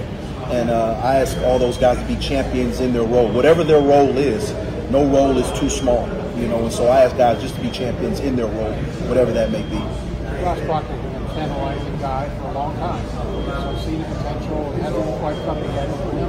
What do you see from him in the spring? Do you think he's poised to have the kind of year? I would hope so. You know, with Josh, you know, just being able to learn the system and really, really get into a groove of, okay, this is what you're asked to do, and you just got to put good days on top of good days. And to this point, he's done that, and that's for everybody. You know, nobody's guaranteed a role as far as a starter. You know, that's the beauty of competition, and that's what we pride ourselves on as a program here. You know, we compete in everything we do. I think from last year he starts, misses the tackle, doesn't play, Nathan takes his job. It has to be discouraging, right? I mean, it's human being. I just think it's a character building moment. You come to Ohio State to be the best, to play with the best, and to play against the best. And so each and every day, coaches included, you got to bring it. And that's the beauty of being at a place like this. How did you handle it? How do you think you handled it? I thought he handled it well. He was never a distraction. We talked about being selfless. We talked about team, and he was the epitome of that. Even though he had a lot riding on one specific season, I think he learned a lot. And it showed him his character, and it showed his teammates and his brothers his character as well. How different do you feel? Full season, full off season now. Got the summer. Just kind of your familiarity with the rest of the staff at Ohio State. How different is this off season for you? It's been good. Obviously, being here for a whole year now, and just understanding the true culture, the day in and day out of what this place is. I love it. I love my players. I love this program. It's awesome to wake up, get up in the morning, and be at the very best and give your very best. And so for me, just the passion and the desire to win games and do it at a high level and accomplish what we set out to do as a program. I know you weren't here a few years ago. Ohio State was in Clemson. We heard that was just a motivating factor throughout the season. How much has the Georgia game, maybe even the Michigan game as well, kind of been reflected around here to motivate them this offseason? Or is that even the game is played between the years. It's about us. We are Ohio State, and so it's about us putting in the work day in and day out, the preparation, understanding where we fell short, and making sure that we make those proper corrections, as a staff, as coaches, as players, and continue to grind and move forward. We understand the expectations to win the team up north, win the Big Ten and national championship. So those things won't change. So the challenge is really within us in this building, and it starts and ends there. Kind of in the same vein of what he asked you, where are you better you get asked on players all the time where they've taken a big jump. Where have you taken a big jump since the new year? Mindset, maturity, comfort level, understanding what failure really feels like, just holistically. It's exciting to see the young men in the meeting room, on the field, with that fire in their eye, understanding that we can do whatever we want to do in this game. We just got to put in the work and making sure that we're dotting our I's and crossing our T's and being realistic with ourselves as far as where we must get better. And I've seen that. And that's what's exciting to me when I'm in front of guys and going to work with them. So I've already been asked, Cam had such a good spring from your point of view. Has he continued that with trending toward major playing time? And where have you seen him grow maybe even since spring? He's a talented young man, make no mistake. And so, once again, just to see him grow, he played quarterback in high school, and to see him make the transition when he first got here to all of a sudden now he's here playing the nickel position and getting comfortable and developing that confidence. And so I've still seen that to this point. We've been on the road, but, just to get the comments that he's working hard and he's doing the extra and he's doing the necessary things in order to be the very best player. So he just has to continue that, and it's a long summer, and we got a lot ahead of us, but I see him trending in the right direction. Bonnie ran through, I think, 2 or 3, maybe 4 defensive backs coaches for his time here. Cam and Lathan have had it covered out. Can you see that continuity is helping them this offseason? Yes, and it starts with trust. It starts with relationship and trust. And I love my room. We have nothing but love for each other. We have a great brotherhood. And I see them, everybody's on the same page. Everybody's going in the same direction. And it's exciting to see that, and we will continue that. Have you only seen enough of Jahad Carter this spring to know how he might be able to help you guys in the fall? It's unfortunate that he got hurt during the spring. He's full tilt now, going through workouts, running and everything. So, I got a pretty good idea, but I hate that I didn't get those practices in, just because he's coming into a new system, even though he's played a lot where he came from. He's still coming into a new system. And, the only way I know you get better is to practice. And so I'm looking forward to working with him this summer going into fall camp. Do you have a vision at all for positionally how you would like to use him? cool thing is we got enough pieces to move them around, and the thing is they're getting a great grasp of the defense and the scheme. So, I'll be able to plug and play guys and put guys in certain situations, depending on who we're playing and depending on where we're trying to attack. So that's the cool thing about going into year 2 is, it's not the first time they've heard something. It's not the first time they've practiced something. So now we're able to get into some things down the road that I think definitely will be advantageous for us. Do you think it will be more game plan driven when it seems like you have 6, 7 guys who can play, different body type skill sets? How much will who you're playing dictate whatever? Absolutely. That has a lot to do with it. And at the end of the day, it's about matchups. And we're trying to find the very best matchup to create the very best opportunities for us to have success. Are there some players who stand out above matchups, just athletically, that you no matter what we're doing, this guy has to be there? Absolutely. There's some guys in the room that have earned that right to say no matter what, they're Alford. And the thing for them is, the thing I love the most about them is they know they got to come to work every day. This summer is extremely important. The work you're putting on the field, off the field, and then going into August. The thing about here is competition. And that's something that we preached and we drove home a lot in everything we do, from nutrition to the weight room to academics. Everything matters. There is nothing less than the other. And so the cool thing for me is to see that maturation and them carry that out throughout the summer. You want to name those players? Negative. He works at it. He picks the things up well. He's a diligent worker. He's a guy that really puts time in to learn the system. And he took a lot of steps forward this spring. So now we're looking for the progression of the summer, of being able to carry it over and now start to get game ready. What are your impressions of Lorenzo Styles Jr., what he's going to be for you guys, and how quickly he can we just got to see how it goes. But so far, I've been impressed with it. He's a mature guy that works hard, has a good brain on his shoulders. Good size, good speed. Obviously has genes. Man, loves to play football. So, we just look forward to seeing him and get a chance to work with him. I haven't got a chance to work with him yet, but I'm looking forward to it, man, and look for big things from him. Unlike other guys that you look at in the portal where you have a lot of film to go off of at that position, obviously you don't have that for him. What did you guys look at, or who did you talk to get the things that this was right? Well, obviously he played in high school. So he played both ways in high school. So he has the skill set for it. And then, just he's been around. You know enough. Of being around the game to see guys that can make the transition. He has the mentality. He has the attitude for it. So and he has the physical makeup. From talking to people at Notre Dame, to talking to Lorenzo, how was his position switch going? Spring ball there. It's going pretty good so far. Like I said, we haven't had a chance to do a lot on the field because he didn't, go through spring. But everything's been good. The adjustment has been good. He's fitting in well with the players. Obviously, with Sonny being here, the relationship and the chemistry with the other guys have mended well so far. So just looking forward to that to keep progressing. What is the learning curve for somebody who hasn't played that position in a couple of years to make a transition and that sort of thing? It'll take a little time, but like I said, yeah, he has a good football IQ.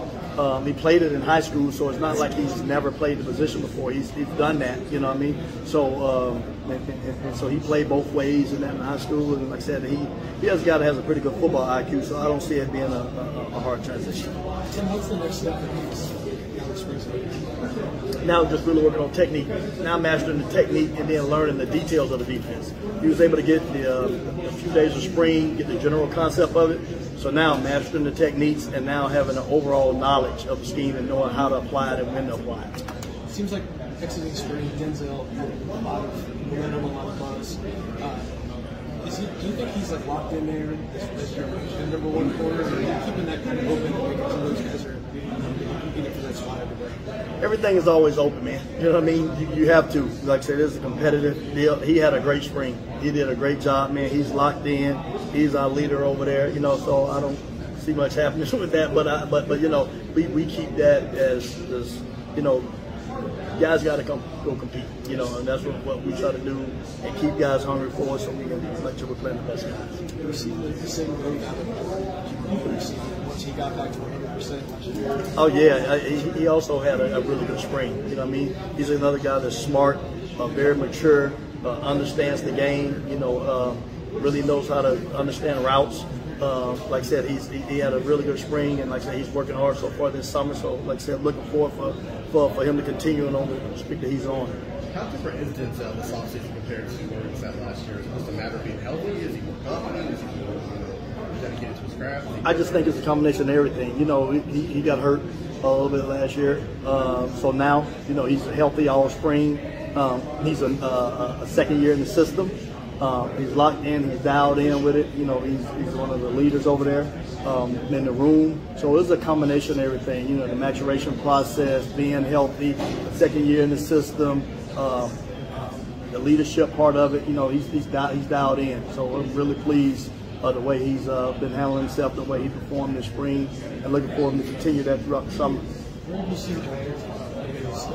since he got here? He's one of the guys that you've got to work with since he first got here. Where have you seen him? He's got bigger. He's got stronger. You know what I mean? His on the field play is stronger. You can say he's picked up more muscle.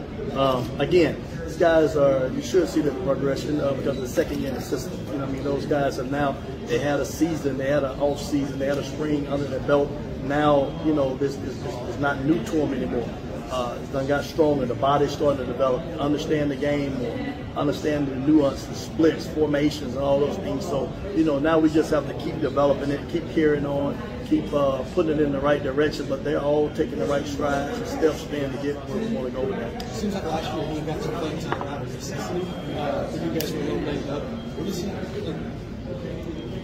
does he have to do to kind of Just keep competing, man. You know what I mean? That's the deal. There's an open door policy with that. We compete every day, so everybody has to compete. Everybody has to continue growing. And it's about putting in work every day. You know what I mean? Success is rented. It's never owned. Rent due every day. So, you know, you got to put in the work every day and keep competing, and then the chips will fall with the neighbors. Right now, are you looking at Lorenzo solely as a cornerback? I mean, you guys talked about in the spring about using some of his backup corners as safety. Is that a place you can end up to? Are you open to corner right now? But it's all fluid, man. You know what I mean? As you start going through it, like I said, we just come out of spring. We haven't really a chance to get deep into the summer yet. Once we do, we'll kind of see what the best fit for that stuff is there. But yeah, it's just the corner. What do you like about him? Strong, he can run, physical, 195 pounds. You know, so you're talking about a guy that has good size. He's played the game, he's mature. You know, so he has the knowledge. You know, now he just has to go get the experience back on that side of the ball, get the technique, and take time to go back through the transition of drill work and understanding the different movement skills that's coming with that instead of Tim, a guy like Lorenzo's played wide receiver. Do you feel like that helps him have that just natural ball skill, ability to kind of go get the ball in that sense? Well, it helps him understand route progressions. You know what I mean? Playing that position has helped you dissect stems, how to finish at the top of the route, the formation on what route the teams like to run, you know, because he played the position a little bit, so that all helps. And like you said, he played it before, so he has understanding. He's not just totally foreign to the position. Like I said, he did play at high school, so there'll be some carryover. Now he just got to get back into the different movement skills. What have you seen? What's the competition been like when you look at Jordan Hancock and Davison? How have they been throughout the spring and even now? Yeah, we compete, man. That's why we keep it open like that, man. Guys compete, work. They both did a good job of competing. You know, other guys did. Jair did a good job of competing. You know, all those guys have productive springs. And we just got to keep it going throughout the summer. It's about stacking those daily chips, man. You know, we did it in the spring. Can we keep it going throughout the summer? Got to get it going through training camp. And it has to progress over into the season. And I think, like, that's the thing about, you know, getting top guys in there, man. You get guys continue to work, compete, earn it. You know, every day you have to bring your A game because the other guys are trying to get it as well. There were times in spring when we were in there, Jair would get some work in the nickel, maybe Ryan a couple times too. I was trying to remember how difficult or not difficult is that transition to play that corner and be able to slide to it. It's different. It's different in there. It's a different skill set that you have to have because of the, you know, quick area, close to the ball. Guys change of direction is really important, but we need to have that. We need to create the multiplicity of guys. You know, you have to be able to do multiple things. You know what I mean? So you fit the skill set of doing that. So it's different, but he did a good job of it. Does that make it more challenging when you're trying to develop and still someone like Jair's early in his career? You probably want to get as many corner reps as possible. Yeah, but like you said, you have to be able to have position flexibility to that. You know what I mean? Other guys doing the same thing. You know what I mean? Ryan did it. Other dudes have to go through it. You know what I mean? You just have to be able to move around a little bit to try to match body types and things like that. And he has, you know, he has good shoulder area quickness. And that's what you see a lot in the slot. So got a chance to put him in and work with it. And he did a good job of handling both. What was Lorenzo's recruitment like when he went into the portal? Like, was it something you guys reached out to him and thought you ever need a corner? Was it just a fit? It's a fit, you know what I mean? You know how it is. You always just, you know, it's kind of a combination of things, man. You know, obviously he had a tie here, you know what I mean? You know, in a relationship, you know, they recruited him out of high school, you know what I mean? So they knew about him when he came out. Like I said, he played both ways. He played defensive back when he came out. So there was a familiarity with him when he came out. So, you know, we just kind of went through that process of a visit and ended up being a good fit for us. How much does that speed things along when you kind of people have recruited him before and have some familiarity? I know you didn't. Yeah, but you know, obviously it's easy, you know, because I played with his dad. You know what I mean? So me and Lorenzo, you know, played together. So you know, what I mean, I've been knowing him, Lorenzo, for a long time. You know what I mean? So all that, the process of knowing each other, you know what I mean, know the background of the family, know the work ethic, know the discipline, you know, all those things help in that process. Does that, having those relationships with the family that close, does that make things easier? Does it sometimes make it harder depending on how things go and what the expectations are there for how much guys play or how much? No, it just gives you a familiarity of yeah, you know what you're getting for us, the work ethic, you know, toughness, competitiveness, you know, things like that. You know, Lorenzo was a heck of a player, you know, when he played, and you know, that understanding the game, what it takes to play, the sacrifice and the commitment that's needed for that, you know, it just helps with that part of it. You know what I mean? Obviously, they're different guys. They're, you know, one is a day, one's such, so there'll be a different guy. They play different positions. You know what I mean? So it just gives you a little bit of the makeup of knowing a little bit about the structure and the foundation. As you've gotten to know Sonny, do you see some of his dad in terms of mentality? Yeah, you know, Sonny's a hard worker, tough kid, you know what I mean? Physical specimen, man. You know what I mean? Like I said, he's a guy that takes coaching real well, applies the information that's given. Obviously is a great character, good work ethic, you know, and really loves the game, has a passion to play the game, and he's a good learner. So, you know, you apply all those things together and hopefully, you know, you put it all together, you have a big year for him.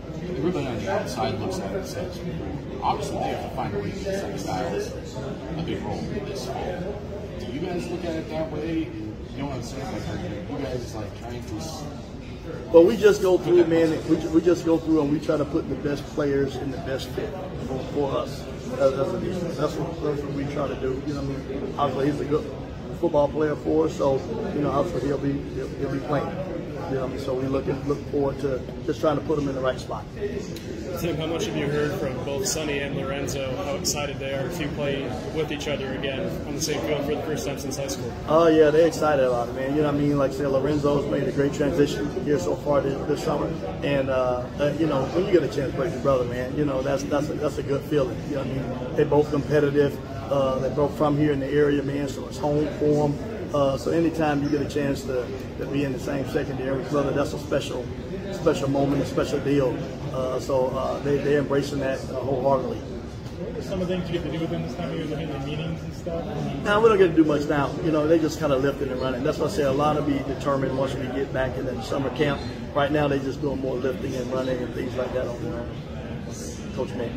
Coach, what are the biggest things with Jordan and James and that battle there that you took away from the spring that you kind of told both these guys what you need to see from the preseason to maybe separate on the board, or, you know, just the biggest constructive criticism? Well, just keep competing, man. You know what I mean? Obviously, you know, it's about, you know, who becomes reliable, you know, trustworthy, making plays, not giving up plays. You know, there's a lot of those things that go in, and that happens over a period of time. That's not one day. You know what I mean? That's going to go over the course of, you know, training camp. That's going to go over the course of, you know, first part of the season. That's an ongoing process with guys. You know what I mean? So like I said, success is never owned, it's rented, man. Rent due every day. So every day you have to come with your A game. You have to put the work in. And we have a good group of guys that's competing. So everybody has to be on point and continue to progress, not make the same mistakes. Make sure you're producing at a high level. That's the expectation. And then we'll just keep evaluating as the time goes on. What do you feel are the biggest differences in those guys' skill sets? Well, they both have, you know, similar ways. You know, obviously, Davidson is very long. Jordan, you know, he's really good up top with his eyes, man, and brain. He sees the game really well, man. He's very instinctual.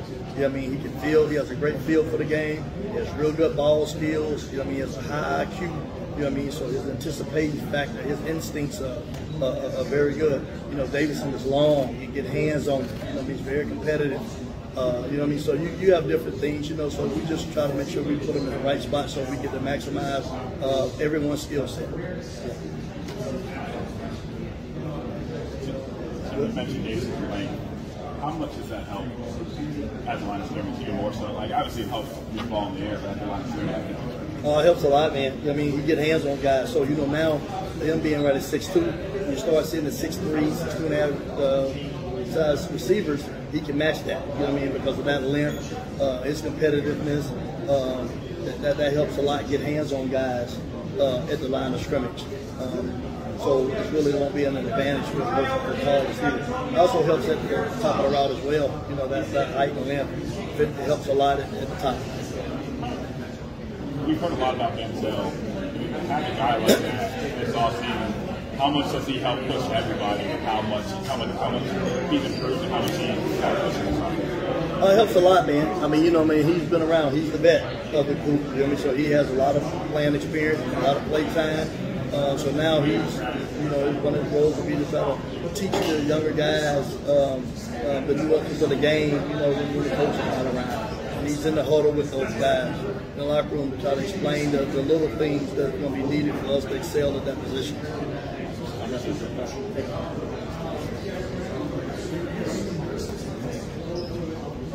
want to ask you, I can't do it right now. How you doing? Good, man. Yeah, man. Yeah. Good to be back, man. Yeah, it was good. It was good. Busy. Everywhere, man.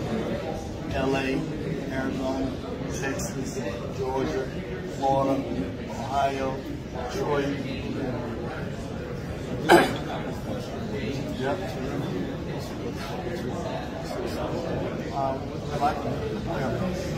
Guy might be good for this type of situation. Yeah, I think that everyone has different skill sets and traits that they're better at than maybe some others, and that's our job as coaches to put them in the best situation of our football team. What is the last 6 months to 9 months been like for Travion in terms of working through some injuries, coming back from that? Obviously, being healthy this spring. What has he been like when we haven't been around? We haven't been.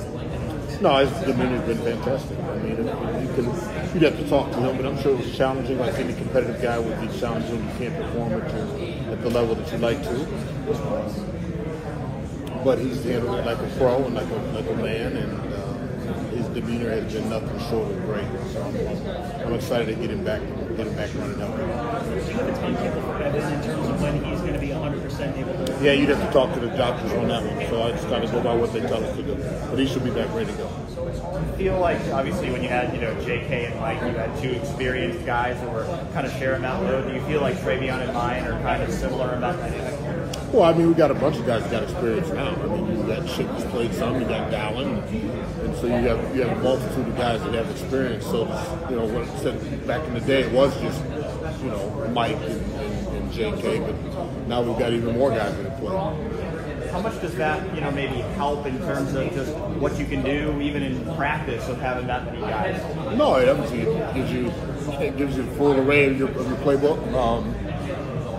Like I said earlier, competition breeds success and lifts everybody up, makes everybody work that much harder and be that much better. So, yeah, it's a good situation to be in. How much does Xavier factor into your plans with him being a guy who can play some running back? Yeah, we'll see. We'll see how that all works out. We'll start game plan to see how it works out. Is the H-back coming back? What? Is the H-back coming back? We've always had an H-back. Yeah, but like more carrying the ball. I don't. Like I said, we'll see. We'll see. We haven't started that process yet as far as we're putting in all the pieces, and so that'll play itself out. Did you guys? Obviously, you liked what you got from Xavier last year. Is there a part of you that it's like we need to do more of that this year? Like I said, we'll see when we go. And we've got a lot of players that are good football players. We've got skilled players that have the ability to make plays with the ball in their hands. They've all shown that. So how we implement all that moving forward, we'll see. How fun is that for you, though? It's great. It's great. You know, I mean, the more players you have, the better, right? That's why you recruit. That's why you recruit. How's Evan doing? I mean, great. He seems to be kind of a guy we didn't talk about tons. Yeah, you know, he's been out. So obviously, when someone's out, it's kind of like out of sight, out of mind for some people, not for me in this building. But his demeanor's been fantastic. From all indicators, he's done everything he's supposed to do to get himself back in order to play, and so excited about where he's going. Mentally, I know that can be a lot on a kid, especially given some of the things we'd heard about him last camp. How is he, how have you helped him? How have other guys maybe helped him? Well, I think that's part of being a coach, right? And part of being a parent, and you have to know your players, and you have to know your kids, and what buttons to push, and kind of when you got to push them along, or when you got to hug them up, or when you have to encourage them, when you have to scold them, all those different things that come about. And Evan's a very prideful young guy. He's highly motivated and a confident person in his own skill set. And so there were some rough days for him, as there would be for anybody. That's where we talk about the brotherhood. That's where we talk about the family atmosphere that we've all got to lift one another up. And it's not just player to coach. A lot of times the players got to lift the coaches, and vice versa. So that's being part of a team and part of a family. And I think Evan's in a good place right now. Do you see him involved in maybe the kick return? Hope so. Yeah, we'll obviously get some shots at that, and that was something that he was going to do before the injury happened, sustained. So yeah, we'll hopefully be able to get him back into that fold as well. How do you guys get better in the summer? What are they doing other than working with? Well, I don't like everybody else. You work at your skill set, you work at your trade, and they spend countless hours with Coach Mick and his staff, and they spend countless hours, taking care of their bodies and watching film and doing all kinds of things as far as throwing the ball and timing and things. So there's all kinds of things they're doing to get better every day. How important is that work with Coach Mick? I feel like a lot of people, when they watch Ohio State on Saturdays, they see the product of the drills and learning the playbook and all of that, but not always the work that goes on in the weight room with the strength and conditioning like that. How important is that to their Oh, it's critically important. I mean, you cannot have success in this game if you don't spend time conditioning your body, not just your body but your mind as well. And so the work that they put in, with Coach Mick goes without saying. What does your partnership look like with Coach Mick? Does he ever let you in on what he's? Oh, he tells. Yeah, we're up to speed with what he's doing, but he's an expert in that field, and so he says, "Here's what we're doing." So we will tailor some of the things that we do as far as the physicality of it in regards to what he's doing, so we don't burn a kid out or things like that. But Mick's the expert of what he does. But we're in full communication about what's going on wholesale. I don't know if you guys do single rep maxes as part of a workout here, but do you have any benchmarks of where you want a guy coming in? That's Coach Mick's deal. And listen, when he tells me they're ready to go play, then we're ready to go play. I know this is probably the deepest running back we've ever had. There has to be some kind of challenge that I know everybody's trying to do what they can, no matter what they say. What are the challenges for you as a coach? Challenges for me? Yeah. And I know ultimately you're going to do what's best for the team. But absolutely going to do what's best for the team. And at the same time, we got to try to do what's best for the player too.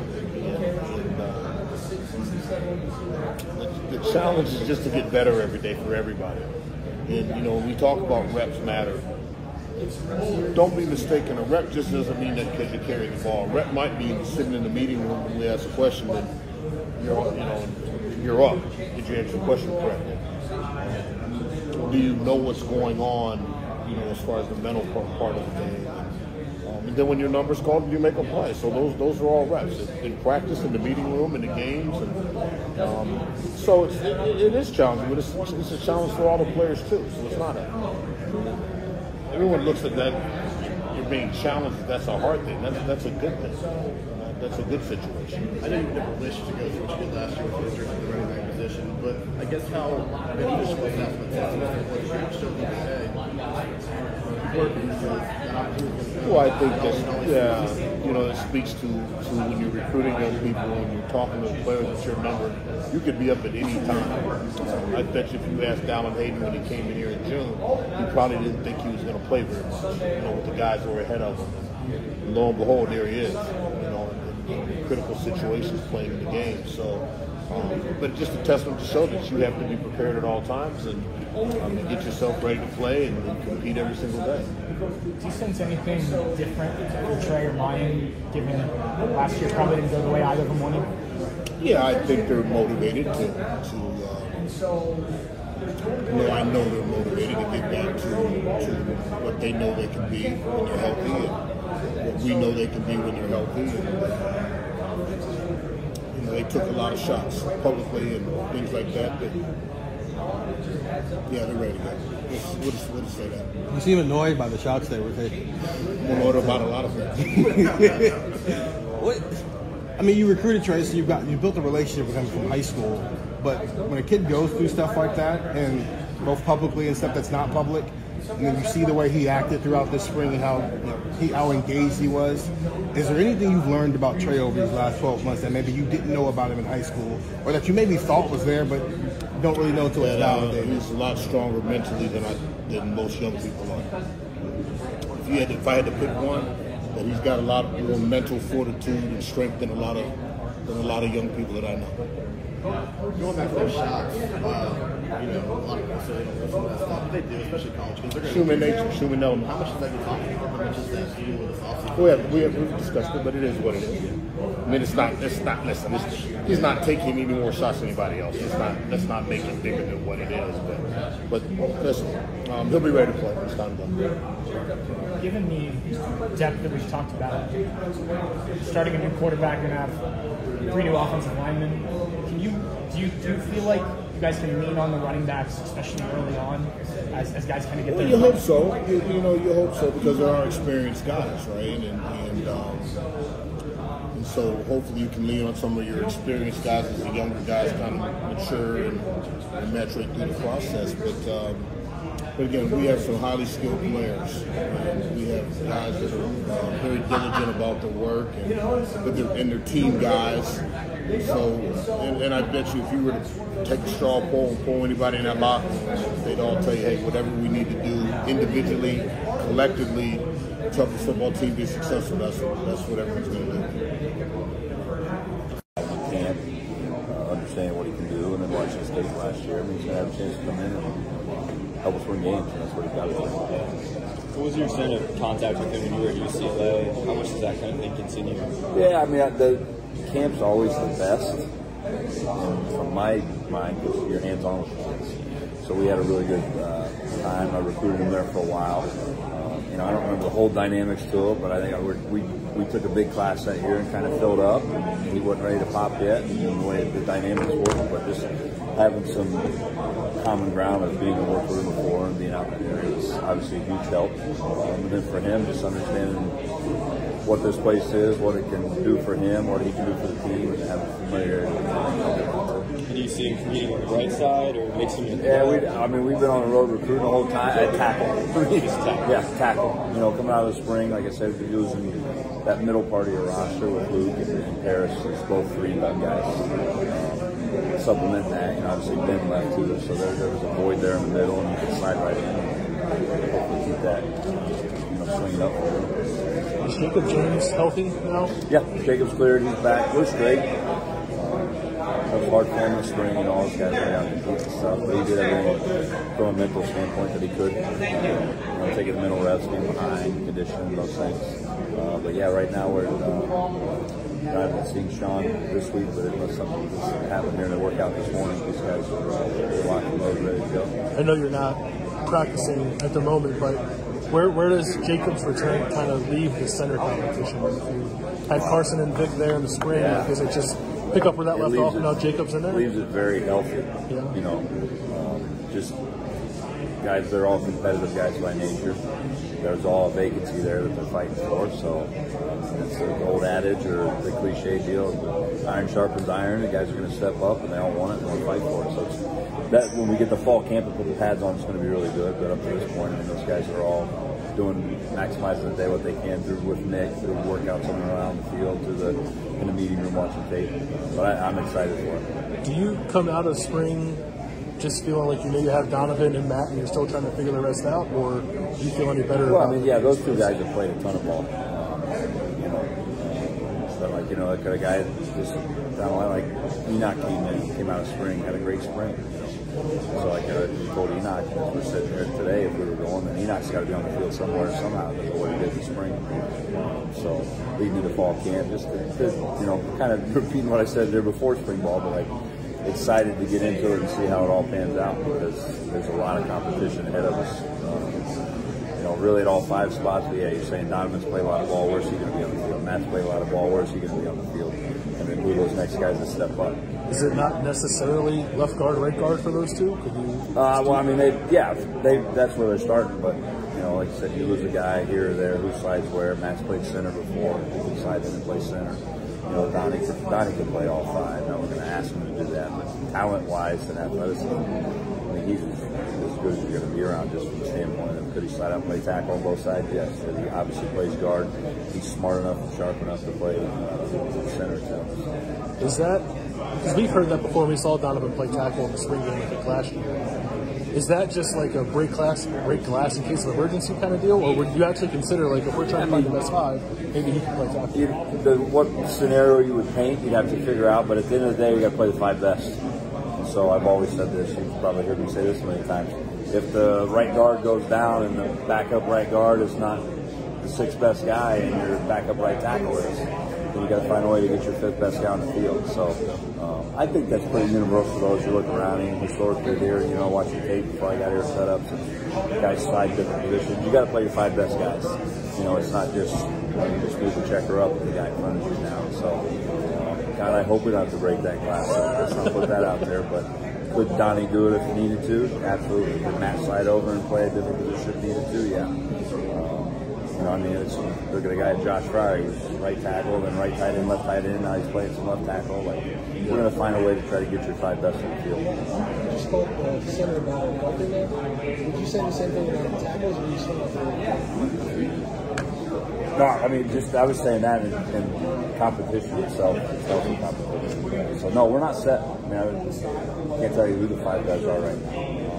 That's a good thing, because these guys are going to fight for it. They were asking about earlier about Jacob putting back in. I see Jacob, because we had Carson, we had Vic in the spring, and yeah, we got 3 guys now fighting for this reps. And so that's going to be really good for the team, good for those kids, because the guy that wins it is going to have to play his best ball. That's what game's not given to anybody. They're all going to fight for that, same with tackle positions too. So yeah, healthy competition ahead of us because of the amount of guys fighting for it. Sinuate's coming back into it. Integra had a good spring moving out there. Josh has obviously played. Both Josh. I got to figure it out. So I got 3 Joshs in my room right now. So, it's like back in the day when your mother got mad at you, she used your middle name, and then you'd be like, all right, she's really talking to me. So I got to figure that out one way or the other. Integra and Zen were already kind of locked in that right tackle battle. Bringing in Josh, is that going to turn the heat up more? Like, this is going to continue to heat up, and we're not done. Absolutely, and that's for both sides. That's what I said. I mean, we got to play the 5 best. So is Josh Simmons a left or a right? Is he staying at right? Is he staying only at left? Is the other Josh hanging around? Like, I have all those answers yet. They're gonna have a good winter, a good summer with Mick, and have good stuff out here. But yes, they'll all be setting right sides and left sides. They'll all be doing individual drills. so that we can fight through that. It seems like a lot of eyes were on Luke as a true freshman this spring, but Austin and Josh came in, and Miles just came in and just seemed to take care of business. Was that your first impression of them? And I guess in particular Austin, what did you see from him this year? Yeah, I think with all of them, when you went into that 3 group early on, historically, you'd be like, oh God, like we have 4 guys here that should be getting ready to go to prom, and they're not. They're playing football, so those plays would be sometimes like those guys really didn't have those like, oh, those were the rookies.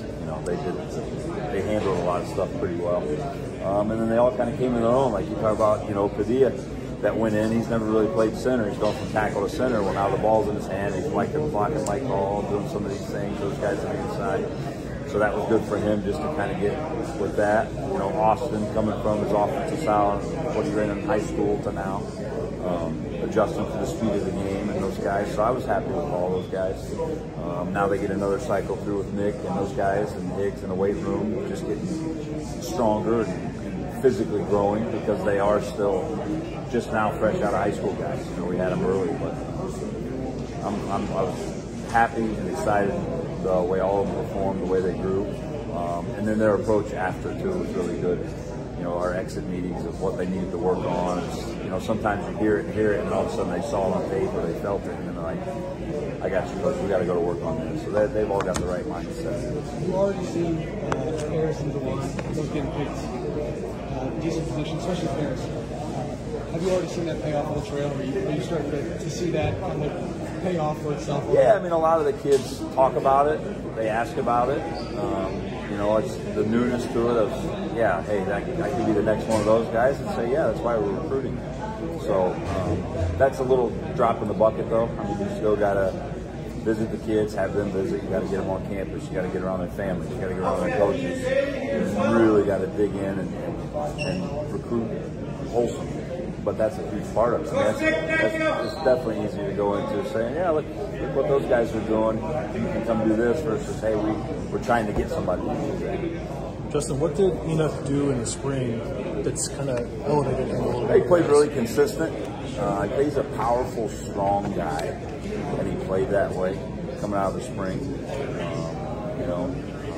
So I think for him, it just, going into later in his career now, it took him a little longer for it to slow down, but he played strong, he played powerful, made less mistakes. Just the natural maturation of an offensive lineman, What you guys put him in the Michigan game last year, and then ultimately kind of rode with Fryer the rest of the way in that game. But what do you think Enoch learned from that experience of starting in a game of that caliber?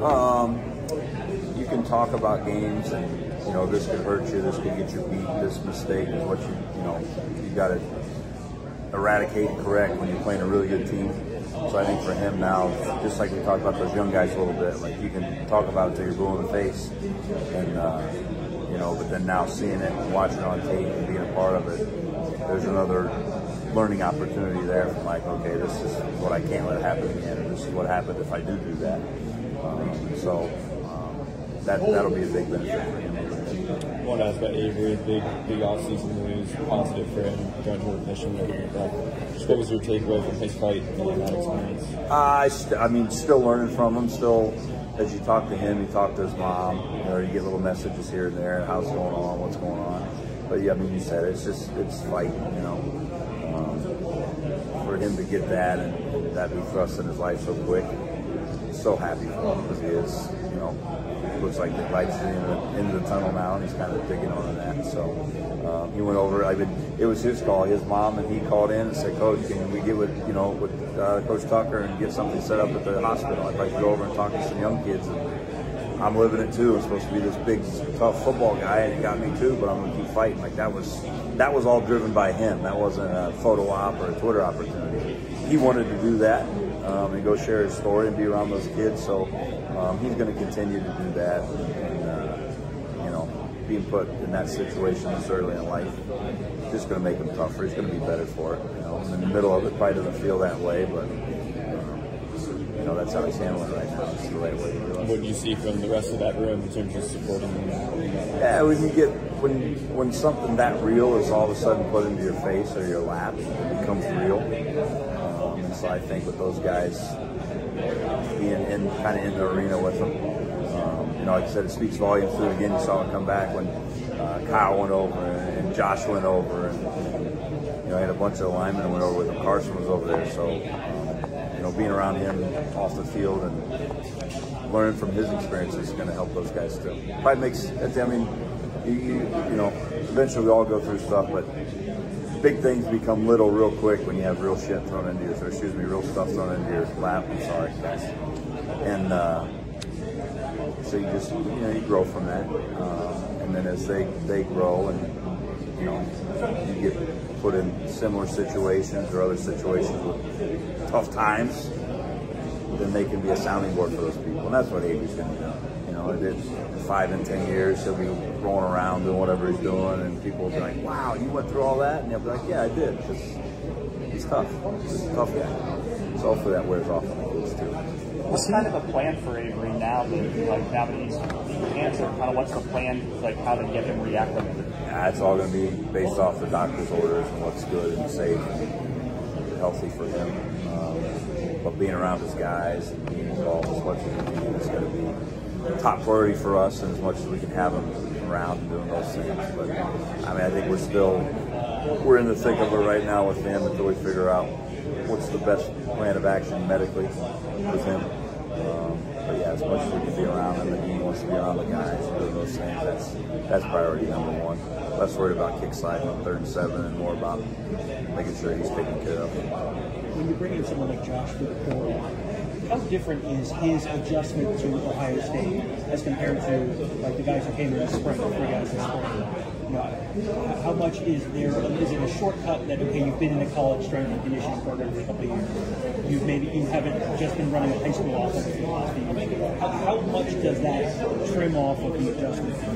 Yeah, it's really predicated a little bit too off the kid, but a significant amount. Because you've been, I mean, he's played in major college football games. And so the speed and the intensity of that ramp from high school to college is something that you have to learn. He's been able to do that already. Now, he's coming here, and that's, you know, we tell kids all the time in recruiting, and you're talking like your Tuesday practice is just as hard, if not harder, than most games you're playing. So that level that's got to raise even coming here to Ohio State, it's still going to be a jump, but not as significant as these other guys. But yeah, being in a strength program, being in, you know, the accountability of time management, all those things in college definitely shortens the learning curve a little bit. And the differences it tend to make just being 2 years out of high school as opposed to 1. Yeah, I mean, I think it depends on the kid. You know, I mean, Josh is a pretty mature guy.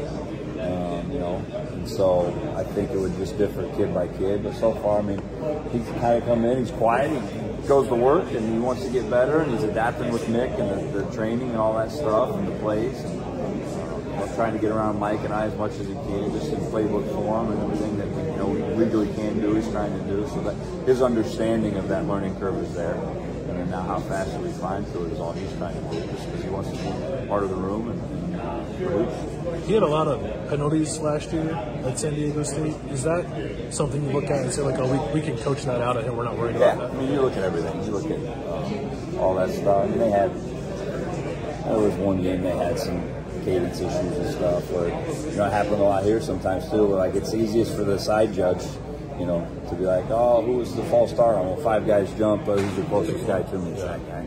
So there was some of that stuff in there. But, yeah, I mean, we're aware of it, yes. Something we got to work on, yes. But an overwhelming, like, oh, God, this is a huge problem. No, because we'll work that with cadence and practice and all the mechanisms and stuff that we do. From, like, a physical traits standpoint, I guess, what were some of the things that most excited you about? He's got really good length, upper body length.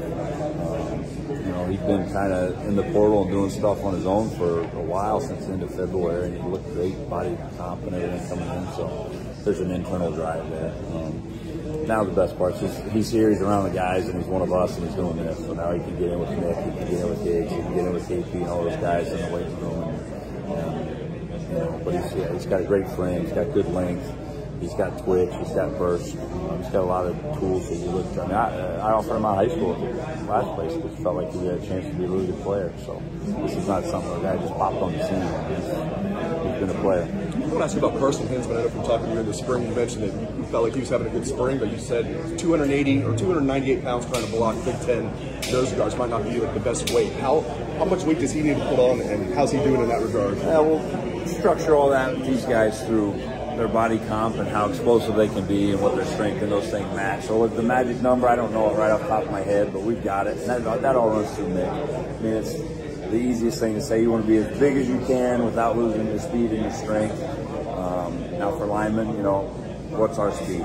Rolling off the ball, getting feet in the ground. We're not, you know, sprinting off the edge, sacking the quarterback, or we're not chasing kicks and those things. But, you know, he just needs another full rack of camp and drills and those things. With him hitting people in the mouth while he's getting hit in the mouth with the ball in one hand and not in the other. But he's young. These guys are 19. He'll be 19, turning 20. Like, natural maturation take over too. All of a sudden, it's got to be 318 at some point. You're like, yeah, we got to cut a few back now. So, but just he eats well, he trains well, he does everything the right way within the walls here and outside what we're asking to do. So, whatever his top shelf's going to be, he's going to get there because that's what he wants to do. Speaking of young guys, the 4 freshmen that enrolled early, how big was that for them to get their feet wet and enroll in winter and go through spring ball and all that? It's huge. You're doing major college workouts, you're doing major college football practice and training, and essentially your clock's not really started. You know, so you're stealing that extra half a year. And then for linemen, it's really critical too because it's critical for all positions. I don't want to knock any position, but for a lineman now, it's a whole new verbiage in the playbook. It's a whole new speed and structure of the defense is what you're used to. There's probably some new technique and different fundamentals you've not done. So a lot is new and not a lot is habitual. And so the earlier jump you can get on that with the guys and that they're emotionally and mentally ready to do that, which those 4 guys were mature. Those are mature young guys. So that made it a little easier for them to really start stealing good reps so that when they do hit fall camp, you know, there might not be deer in the headlight. Now they're just kind of like a little nervous getting going because they're ready for it. How did you evaluate Tegra at the end of spring? Say it again? How did you evaluate Tegra's spring? Oh, I thought he had a really good spring. Same with him. He went from the inside really to outside. So Tegra's natural, man. He does some stuff and has some natural power. It's not even coaching. It's just ability that, you know, God gave him and he got from his team and his parents. So he's going to have a really good career ahead of him, and he's put himself in position to be the guy right now, too, which is exciting for him and for us. When he goes now, he goes special. When we talked to him, you know, he seemed like he was really almost a little bit of a shell shock. He was right in the middle of learning everything, and looks like the block guys like JT on the edge. I mean, was there some, like, obviously the thoughtful guy pushing him through some of that mental stuff? Yeah, it's just repetition. You know, it's comfort with those because you're blocking the same guy over and over. What style of play is it? What style of protection is it? And so build your toolbox to that. So the more reps you get, the more comfortable you get. And that's all it takes for those guys is time. How fast do they get there? It depends on, you obviously have to be talented, which he is. And he's a high talented guy. So I think the more reps of that, like I said, just we're talking with Carson, those guys you go through fall camp and you get more reps, and then we get closer to the game plan. The game will slow down, they'll play more physical, faster, just because of the reps that they're taking. Justin, you've probably been asked this, but I know you read Josh already, but how did you evaluate him before bringing him in? And I imagine he probably could sit there somewhere in that right tackle competition. Well, the portal guys are good, or he was one of the good portal guys because I had hands-on before out of high school, so knowing kind of the tools you can work with. And then he had game tape, so you could watch him play. And so that makes it a little easier. You know, I guess you would say if you're taking another guy out of a portal that maybe really doesn't have a lot of tape, you're relying more on, you know, what you've seen before possibly, or some other things, or really just, you know, necessity of need. But for him it was good because I had hands-on. I had a prior relationship. You know, I'd been out there for so many years and being around the right people to ask the right questions, and then you could press play for 13 games and watch him do it. So, you know, him being able to slide in and kind of fill that vacancy of where, like I said before you're here, you know, you get Luke and Paris are both free and done, right? You lose Ben, right? So now that middle of the room, to be able to supplement that with a guy that's played ball, that had past experience with helps a lot. When you mentioned watching Josh's games, I mean, tell me if I'm wrong. It looked like he got better as the year went on. We always do. He didn't allow a sack the last 4 games of the year. I know you're not there behind the scenes, but like when you look at film, what do you see is going to grow the most in? I've tried to stay very basic my whole career and just look at base, spin, balance, and burst. So you guys can walk away. They've heard me say that 1,000 times. Do they own those tools? How high of a level are they? And then how much can you enhance within those? So for him, he owns the 4 Bs. He has good burst. He played with some good speed. As the year went on, he got more comfortable because you went from a guy that's never played to a player. And so now it's just our job together is to continue to work together and make sure that his game climaxes as it's supposed to. He did commit a lot of penalties last year. Yeah, we covered that. I mean, that. If you go back and watch, you don't just click PFF or whatever it is, but you're playing in a loud stadium and 4 guys jump. Well, then the right side judge, I mean, they're not the most athletic guys, right? He's going to look and be like, oh yeah, the right tackle did it. Give me whatever his number is, or the center didn't snap the ball and a guy jumped. So those, I mean, you got to dig into the stats. So it's something, yeah, we notice and we look at, and then it's saying, well, that's coaching. How do you fix it? How do you clean it up? We work a lot here. We did a lot with our guys last year, and we'll continue to do that. Whether it be silent cadence, whether it be verbal, non-verbal, I mean, that's all coaching part of it. So with that stuff. Obviously, you're not promising Josh anything, but the belief, I think, for a lot of people is when you come in here and have a shot to be the starting right tackle. How does that impact what you're doing mentally with guys like Tegra and Zen who maybe have already struggled with confidence a little bit, or look to not be sure if they fit there? Is there a chance to move Tegra back inside? I'll try to unpack all of that. Let's start generically with no names in it. But if you bring in new competition for people and people shy away, then you're getting what you want because you don't want those people playing first. Now that's not Tegra, that's not Finn, that's not Josh, that's not our guys. But if that were to be a case with someone, then that's good because now instead of 3rd and 7 in a critical situation. No, for those guys that are fired up. All of them. They've been working and called back on the road and how's it going? And coach, we were just meeting with him and we're going over this, we're going over that. So there's a lot of things that go into the competition part of it, of guys learning it better, wanting to teach a guy better, and then ultimately everybody wants to win. So we're going to play our 5 best. So I've seen none of that since none of that in the fall camps. It's now. Get excited. You want it, go get it. And there's not a better opportunity right now saying there's a few vacant seats up there. Who wants to go sit in them? Fighting for that. It'll bring out the best of the guys that are honestly supposed to win it, and the ones that aren't. Why didn't we get there yet? Or why are we not going to get there at all? I don't have those answers. What to get to. What was the last one? It was a 3-part. With Tegra, you played a lot of guard. Is there a thought to move? Yeah, I mean, you say played a lot. That's where we had him last year. It's going to be huge for him as well. I mean, you look at what Paris did. Like, Paris had no issues with any of these NFL teams because one of the first questions they always ask, well, could he play other positions? Well, yeah, he started at guard for the Rose Bowl championship team and then slid out the tackle, so check there. So Tegra will fit in the same mold. What position? Tegra can play a lot of positions. We're just going to get him in the right one to be the first one to get on the field and help us play that way. You asked about James already. Yeah, he's been very good there with Jason. Looks great. His body, seriously, looks as good as he ever has. So that's a good thing. What's Joe Philbin's addition to Buckeye your rear? Oh man, great. Just another set of eyes. Seen it, and done it, and coached it. What he's done is going to be nothing but big for the staff, for all of them, for our guys.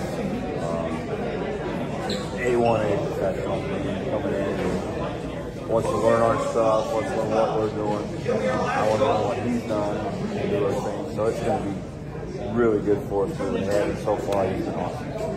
Yep. Justin, how do you feel about the depth at guard right now behind Donovan and Matt? The depth at guard, we got a lot of guys that could step in and play in it. And just like you're talking, go all the way to the new guys and the rookies. They're going to keep coming and pressing through there. You got a guy like Keenan that's been here for a long time. He's going to be in there in the mix. Matt Jones can play multiple positions. Donnie could play multiple positions. So we got a lot to work with there on the inside. and a lot of talent too. Do you look at those guys at center and say whoever's not the starter, they can do that for the guards too? Yeah, well, I mean, we're going to play the 5 best. You would hope, and our guys here, yes, like the center would know what to do schematically at a guard position.